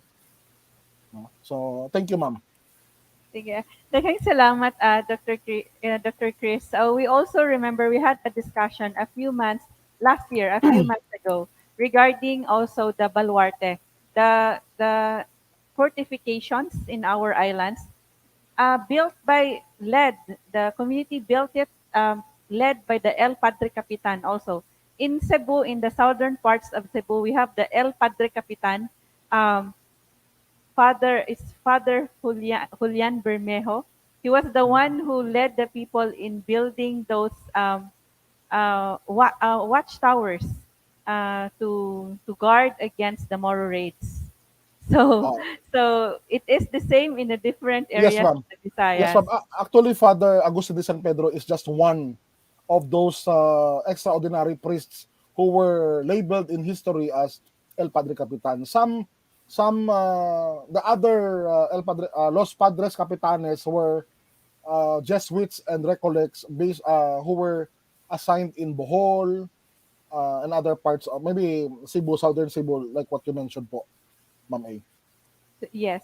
And there is also a question for you, and this is very long, but I would try to summarize the question. This is from Giovanni at the National Quincentennial Committee page. I already asked this question in the conference with Professor Xiao Chua in the presentation of the video Santo Niño. I want to clarify some points regarding the Santo Niño image being dressed, the Santo Niño being dressed on different clothing, like wearing basketball basketball player, a policeman, tendero, others, among others. How the how is the Santo Niño differentiated in the different parts of the Philippines? like Palaboy, the image in Aklan, the curly-haired image of Leyte, and Samar and Luzon. And is this a paganistic approach in the contemporary period? Did the Vatican in Rome accept this as part of the church official celebration and Catholic practice? So, how Um, do you think you can answer, or do you want to answer, Dr. Chris? Maybe there are two perspectives po regarding this question. If we are strictly in religious perspective, of course, the Catholic Church would be very very strict, no? Na unless the images were actually a replica of those images na in Prague um, in Europe, no? Or a representation of all of these existing old Santo Niños, there's no problem with that. No? Pero culturally speaking, and of course the church could not maybe impose, no, or could sanction the people who are doing this. Um, that's really manifestations of how the Filipinos what's that term, contextualize or appropriate, no, or accept, no, they give different interpretation and functions to Santo Niño. It's like parang personalized na eh. No, I want my Santo Niño to be a police or to be a baker or to be a basketball player. Depende po kasi kung religious or cultural ang tingin. No, pero ganoon ang Pilipino eh. Even in the Virgin Mary devotion, no, the Virgin Mary is portrayed in various images. It depends on how it was described during the apparition, maybe. No? So there's no reason or there's no doubt why some Our Lady images are black or brown or white or like Chinese looking. It also depends to who are making it. So if the Chinese sculptor is the one doing it, so there are also stories that they look like Chinese because the one doing it, no, sculpting is Chinese. So there are many perspectives regarding that. Pero religious and cultural, depende po kasi kung ma-offend ka, no? Kung Yes. Thank you, ma'am. Daghang salamat, Dr. Chris. So they are saying thank you to you, Ian of Ian Stephen Ma and Net Jimenez saying good afternoon from Malolos, Bulacan. And Ian gives you 5 stars in your answer. And then, so we have also Ferdy watching from saying about the Santo Niño de Pandacan, and also Raul Gabriel Buzon watching from Metro Cebu and for safety precautions. So, Dr. Chris, we would like to ask you to tell us more about the Santo Niño devotion in Romblon. Okay, ma'am. Next slide po.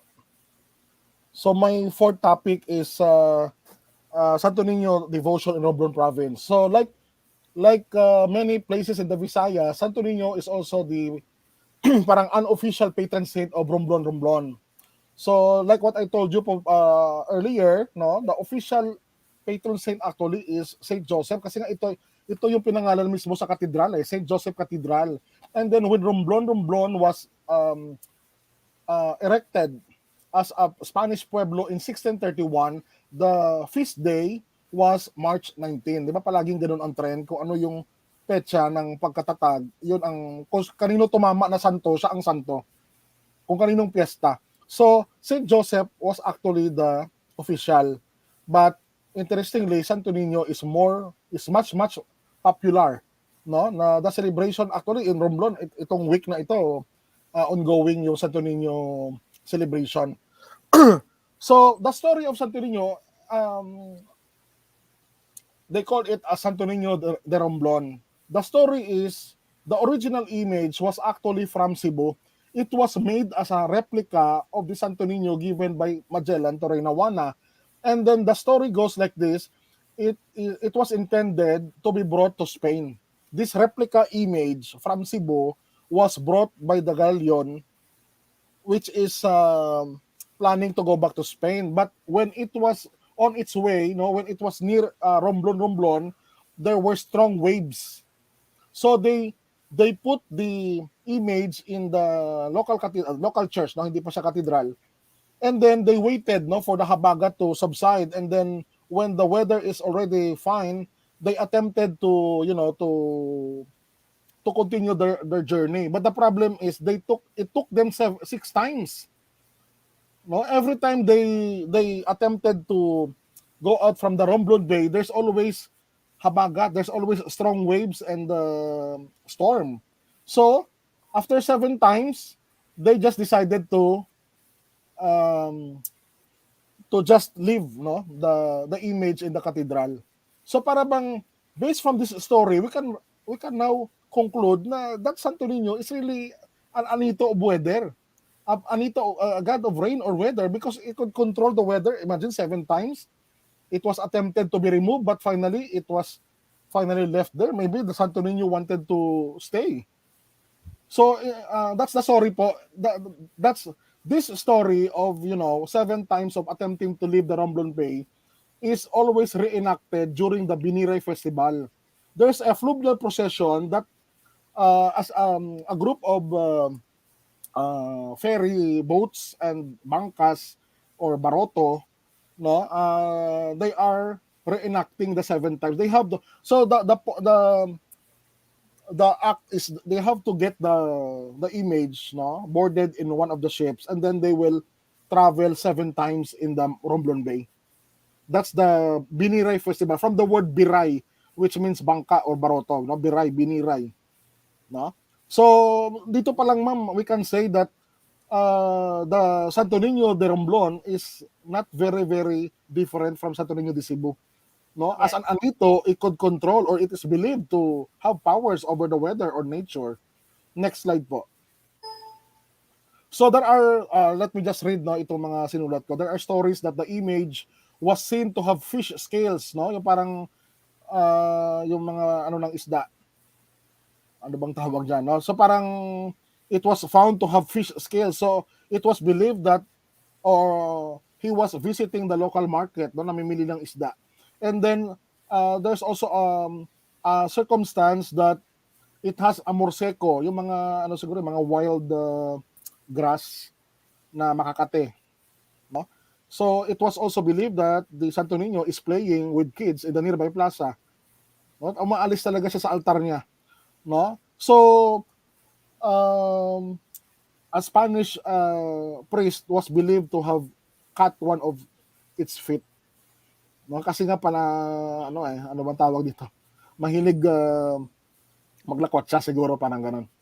And then eventually many local devotees in Romblon testified that the Holy Child gave them blessings, no? Hindi po ito different doon sa mga Cebuanos, no, na they were asking for physical healing, they were asking for financial success, and of course yung typical request na makapasa sa mga board exam. So yung mga ganyan na mga personal requests were always granted by the Holy Child.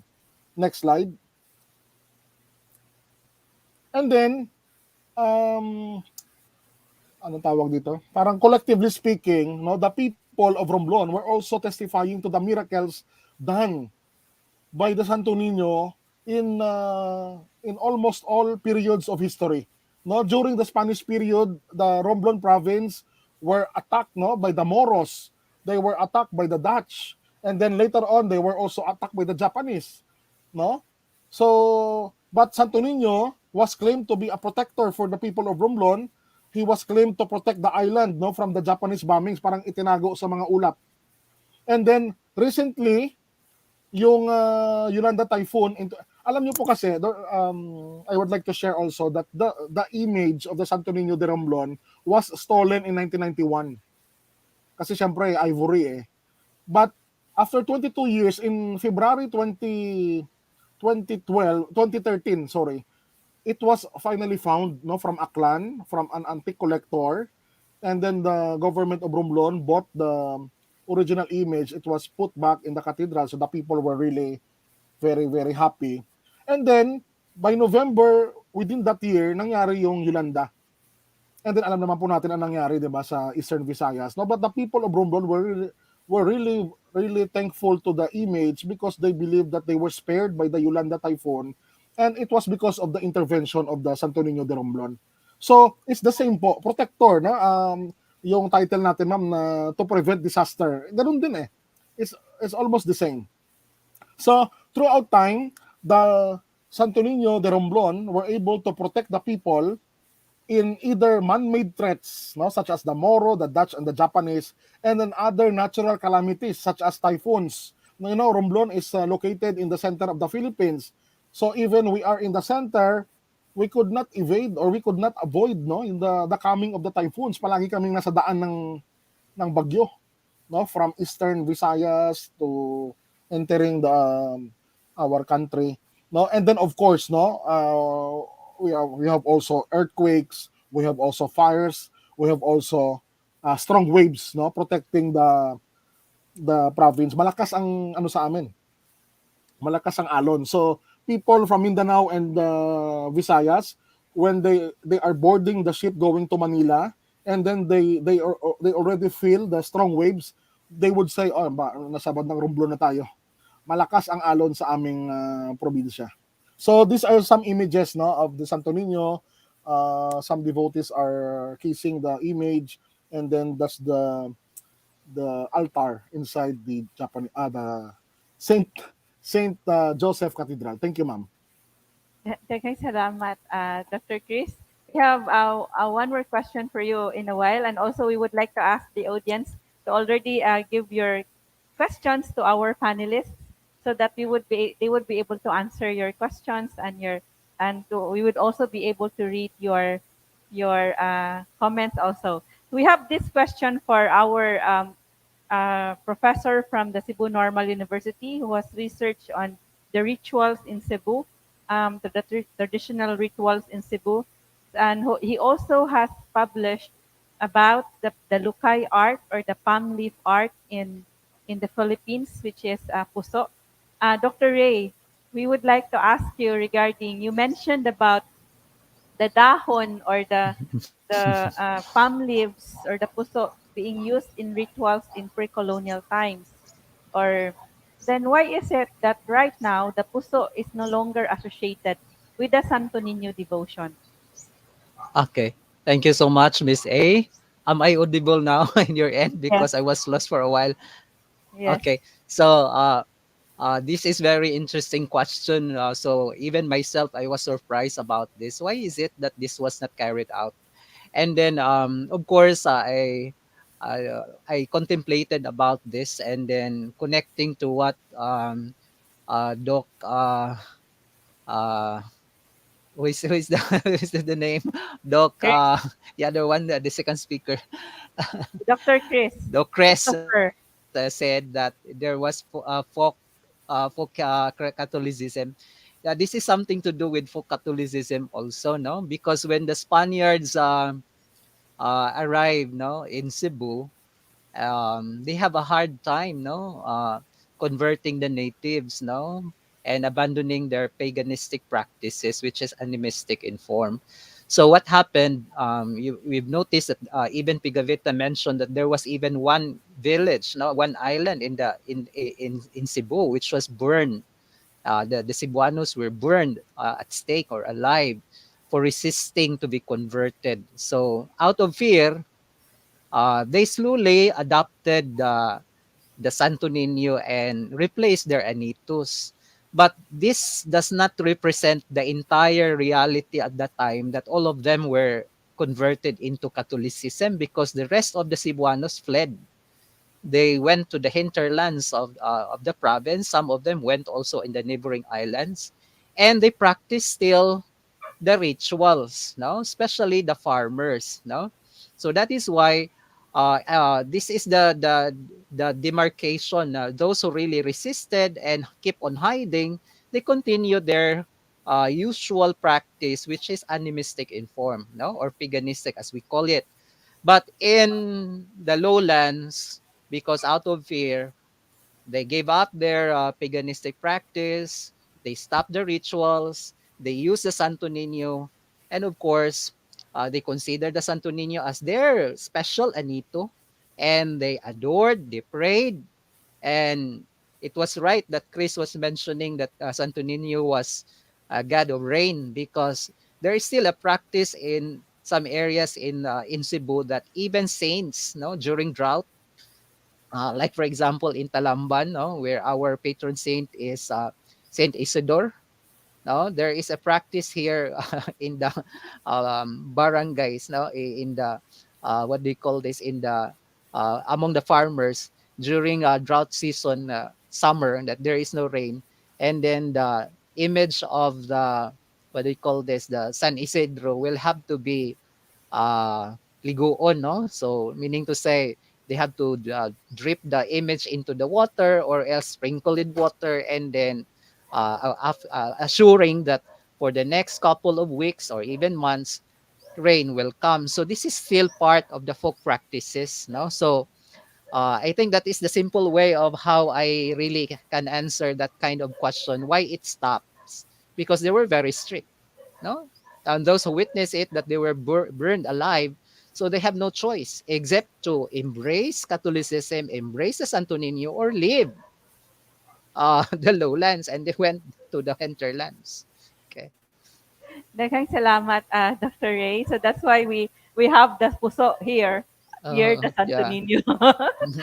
So, That is why basically that is the reason why here in the lowlands, if you are going to interview the puso weavers, they do not consider that as a ritual object.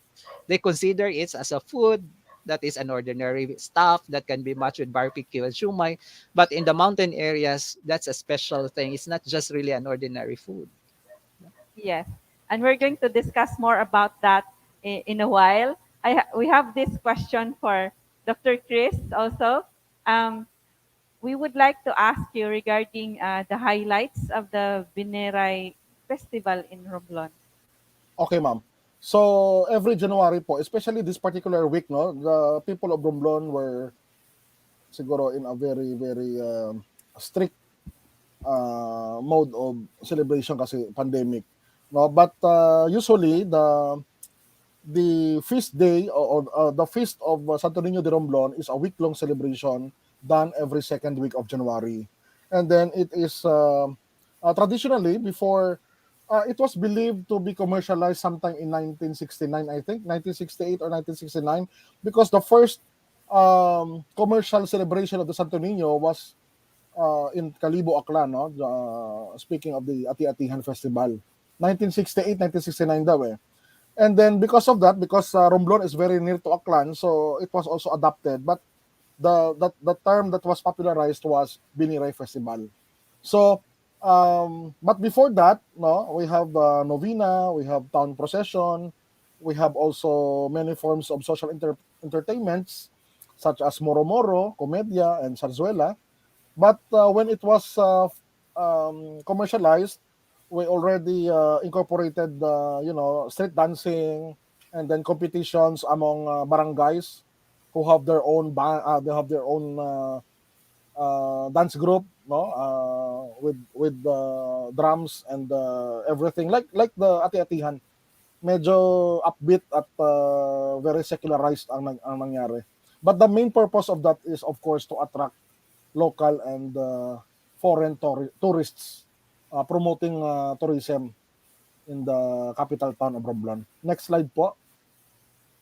So, according to my informants, during the Friday of that week, no, they are performing tonton, which refers to the bringing down of the image from the altar of the cathedral, and then it was followed by a mass and a town procession.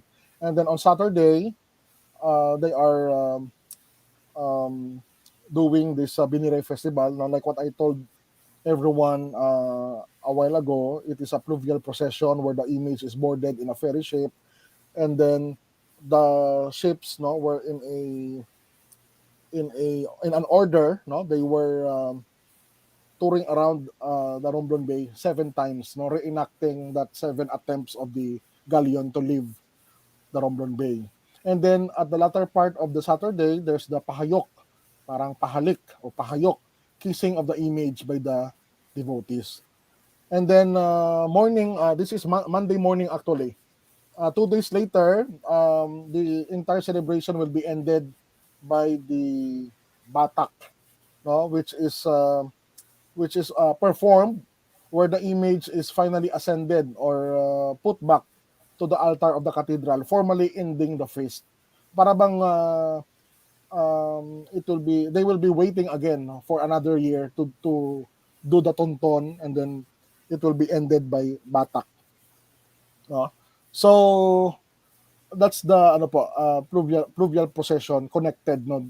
Yung Biniray festival is always connected to this celebration of the feast. So it's not entirely inside the cathedral, no, parang na commercialized, na secularized, and then heavily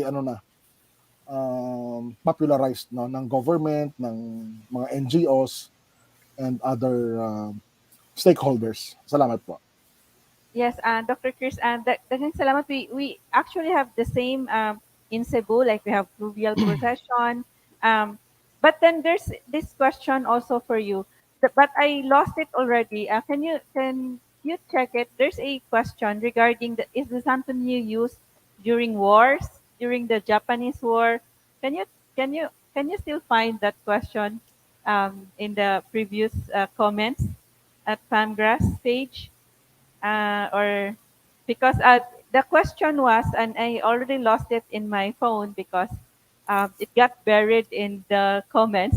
So the question was about regarding what the Santoni used regarding the World War II. Can you find it?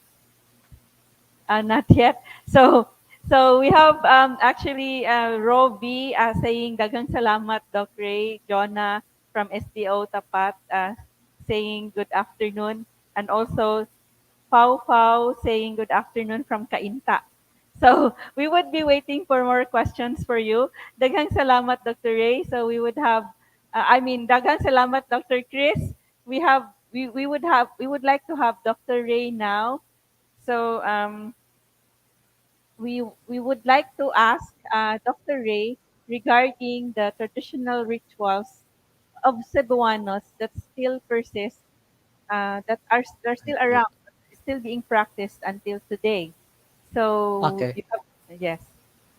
Okay, so based on my research, which I also mentioned this one last time, no, when I talk about Cebuano healing, there are 7 that I documented, and part of these 7, 2 of which are part of the Catholic folk Catholicism, no, so like pamisa and so on and so forth. But the most important thing that still survives, no, until now is what we can see on the picture above. We call it the 𝗏𝗶𝘆𝗀𝗆 ritual. So if you are going to focus your attention here, silong in Cebuano is under the house, no? And most likely, the house of ancient Cebuanos are really, there is really a silong, no? Because this is where that the the cattle, even the pigs and the chickens and some other farm animals are used to be placed at night. So this is really very important. But in some houses right now which do not have the silong anymore, this ritual is to be performed at the yard. So this one is performed at the yard because the house is not really 2 stories. But in the past, they used to officiate the ritual under the floors. No, so this is really the buhat silog. So if you are going to look at this very keenly, this long table looks like a boat. No, this is a sailboat. This one, look at this piece of wood, and this is extended like that. So this is being decorated with palm leaf. You have noticed the palm leaf, and of course, at the center of it, this is what Miss A mentioned, pag-ihaw sa baboy, no? This is the how the pig is to be cooked. This is the whole pig, no? So it should not be subdivided into parts, except the internal organs are removed. So once these are the hair of this one will be removed and the skin is properly skinned, it should be cooked, and then without any salt, because of the belief of the shamans nga if there is the salt, then the spirits of nature, will not really be happy about the ritual. So this is tabang, no? Matabang. And then there are also plates there, and there are 13 plates. No, I don't know why is it 13. Most likely, this is really placed with 13 plates, and the plate has a cup of rice, and of course the parts of the internal organs of the body, like the say nga ani atay sa baboy, should be cooked and it should be placed there, no? And then of course you've noticed that these are the puso, no? The puso are hung. So this is what we call the binaki and the mananaw that I mentioned. And of course here we have the kinasing and the binosa, no? So there are some of these um, bunches of puso which are placed here. You have noticed this one. This is really a drum, no, or a big pail that the what do you call this? The shaman will have to place the cooked ones, because when they are going to initiate the what do you call this? The ritual. They have to invite the spirits of nature, no, the gods, no, the goddess. Na each of these has names, and uh, some of them I failed to record, but they have to speak it in a very fast manner, and I don't know if it's really that is really an ancient Cebuano term that they really mention, but they are really inviting the spirits of nature to join in the banquet. So once that they call the spirits of nature to join, all those bunches of the what do you call this, the binosa that I mentioned, and of course the the kinasing, whatever is the intention of the one who wanted to have the ritual, then it should be piled up, arranged together by bunches, that the what do you call this, the shaman or the mananampit will have to hang the puso. 'Cause this one is made of strings, so it should be hung at both ends, or it might be at the center. Now, there are some of these that they believe that the spirits of the underworld cannot join the banquet in the table. They have to place food even under the ritual table on the ground. So the ground should be placed with dahon sa saging, and they have to place there the puso and the rest of the food. And then when I asked about the shaman, they said that there are some of the spirits who cannot just join the banquet inside the longer table, but it should be placed under the ground. So this is the buat silong. So, and then the other one below, this is the harang ritual. So this is the one that I mentioned. This is part of folk Catholicism, because this is associated with the pamisa of the, what do you call this? The dead relatives, or no, the dead ancestors. So just like, for example, this is the typical floors of a farming house, and this is the door. Harang is to prevent, no? Harangi, no? So harang is to prevent. So meaning to say, if there are bad spirits that are going to pass on pass on this particular opening, which is the door, it should be stop, no, because the ritual, the food are placed there near the door, and these are also the still relatively the same like food in the buhat silong, but the puso should also be placed on the floor. So this is the most important thing there. And then instead of calling the spirits of nature, this one, the petitioner, and what do you call this, the mananampit or the shaman, will have to call the spirits, no, no, the souls of the dead ones, no, the souls of the ancestors. Like for example, if the mananambal says that my sickness is caused by not really honoring to my previous grandparent, and my grandparent was Huan, then this mananampit will call about the spirit of Huan to ask for forgiveness about me, who is really the one who really wanted to have this one in order to remove my illness, in order for me to be cured. Then it should be talked about, no? So it's meaning to say that the shaman is really the one who mediates, no, between the the soul of the dead and that of the living. The same is true with the buhat silong. It's not just really mediating the soul of the dead, but mediating the spirits of nature, in order to appease, no, And even if, for example, the house is being inhabited by bad spirits, they can really ward off the bad spirits by just having the ritual. Now, so I didn't not have other pictures. I could not find some of my files about the tigpo, the sagangsang, the damit, and the balangkisaw. But I can, in the next slide, if you are going to show, next slide, please. There are descriptions. Another next slide, please. Okay, next. Okay, this one. So there are descriptions here, like for example, the tigpo. This is the ritual for the atonement of sins of the spirits of the underworld. This is the one that I mentioned, that if you cross the river and you didn't ask permission and it caused you to have illnesses, then you can perform the tigpo. So, but for example, if you the mananambal knows the specific god or goddess or the spirits of nature. For example, if they know that it is caused by the god of water, Lidagat, so he mentioned the Lidagat's name there, pangamuyo for Lidagat. Or else, if it is really caused by the god of the sea, for example, then he mentioned about Maguyain. No, that's the name of the god, god of the sea, Maguyain. So those are the things that I listed. But I know there are different gods and goddesses associated to nature. But that is why for some researchers doing research like this, I encourage them to have to do in-depth research, because I have my limitations to have this 7, no, and I know there are many, no.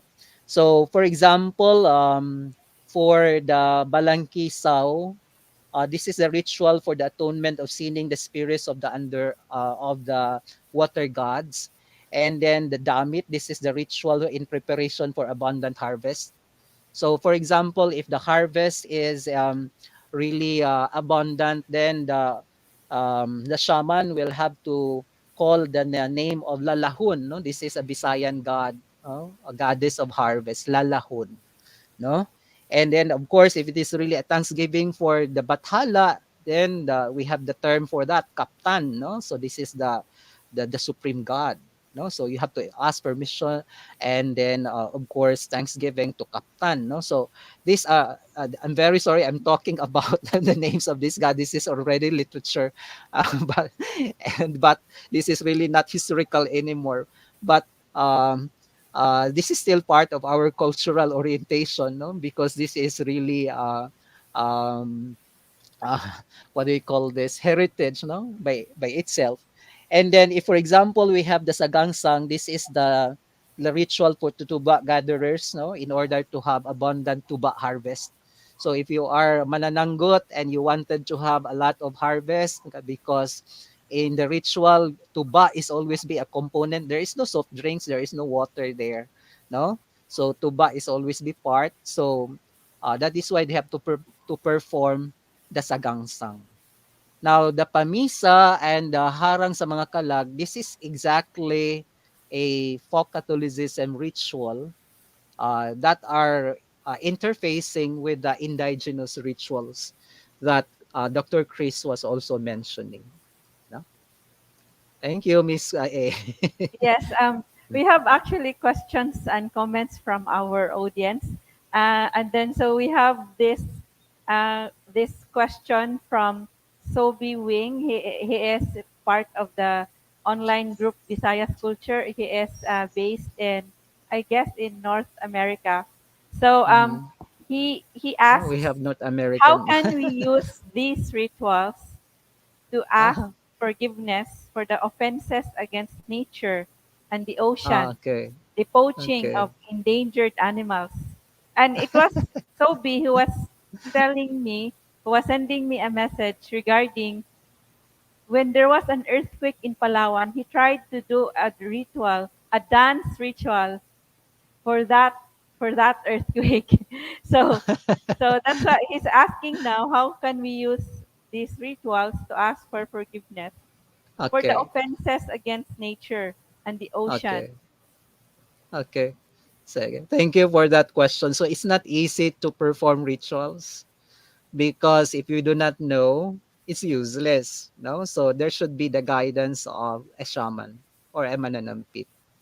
So, but very sad because their numbers now is decreasing. Some of them are already dead, and there are some of them who are really aged 80s or 90s, but they do not leave their legacy to the young ones. So this kind of rituals will soon to disappear. And that's very, very sad. And then why that this is happening? Because they don't want to share. Because the other side of it is Catholicism, and Catholicism does not accept paganism. So that's really the the the sad reality about it.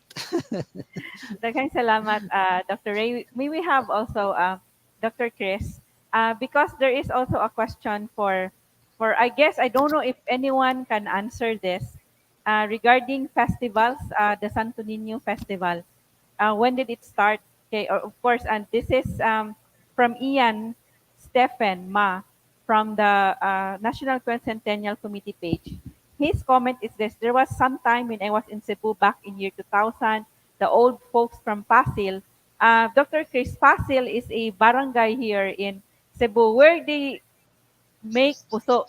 It's an area where puso is being made by the people in Pasil.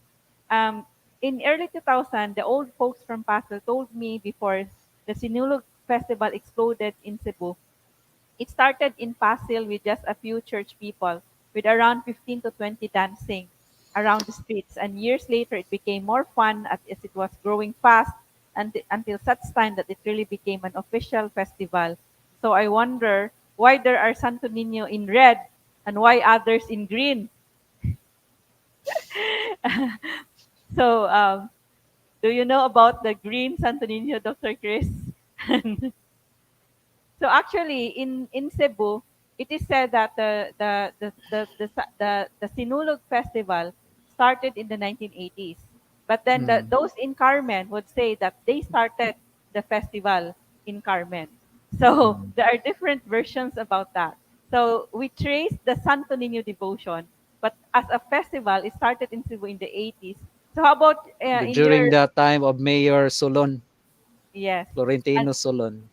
yes. And how about you in Romblon, Dr. Chris? When did Opo, it start, the festival? opo, like what I said earlier po, yung 'di ba yung Ati-Atihan, they claim that they are the queen of all Philippine festivals. So they really started it in latter part of 1960s, mga 1968, 69.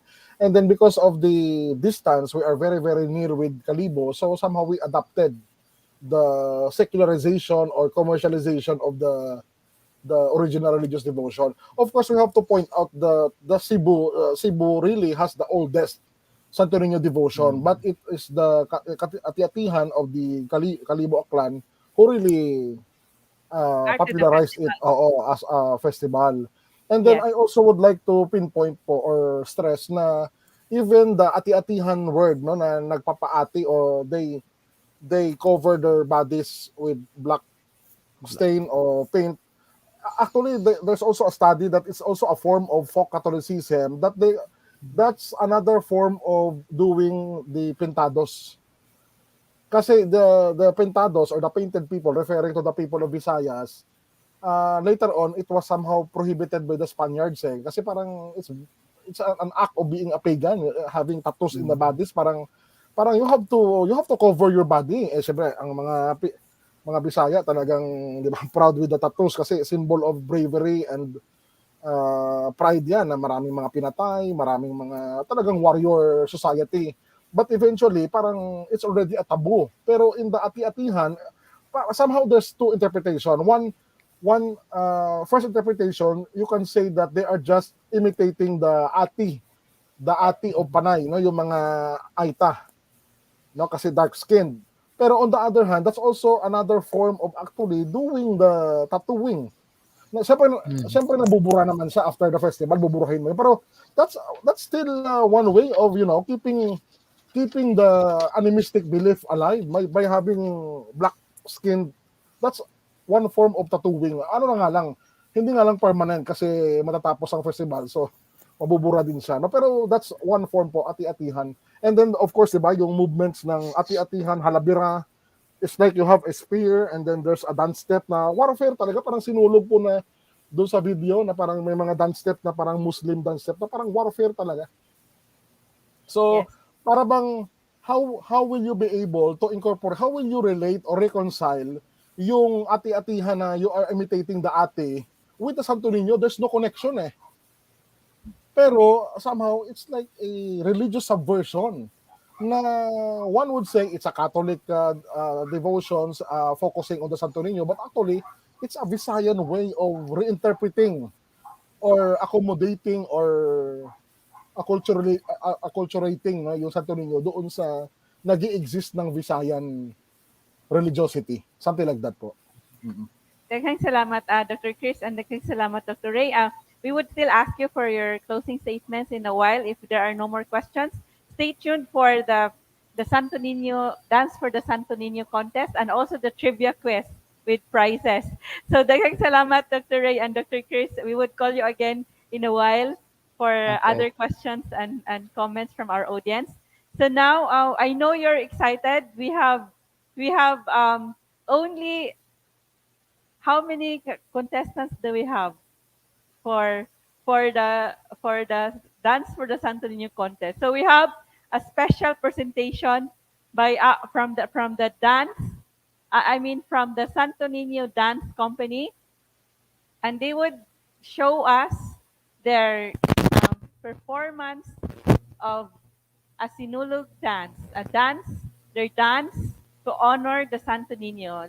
Let's give a big round of applause for the Santo Niño Dance Company.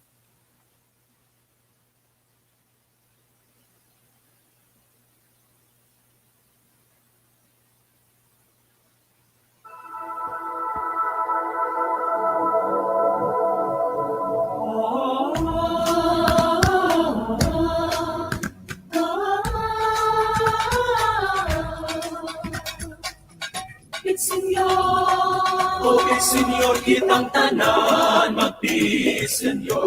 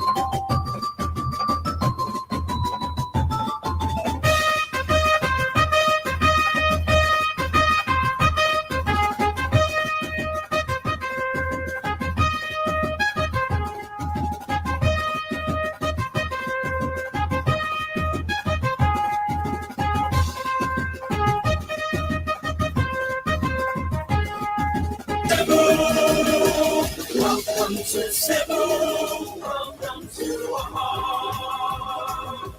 Walk along our streets and you'll find history. Bring us the tomorrow and you'll break into song. Smile at us and follow, and dance all night long. Welcome to Cebu, welcome to our heart. Welcome to Cebu, welcome to Cebu, welcome to our hearts.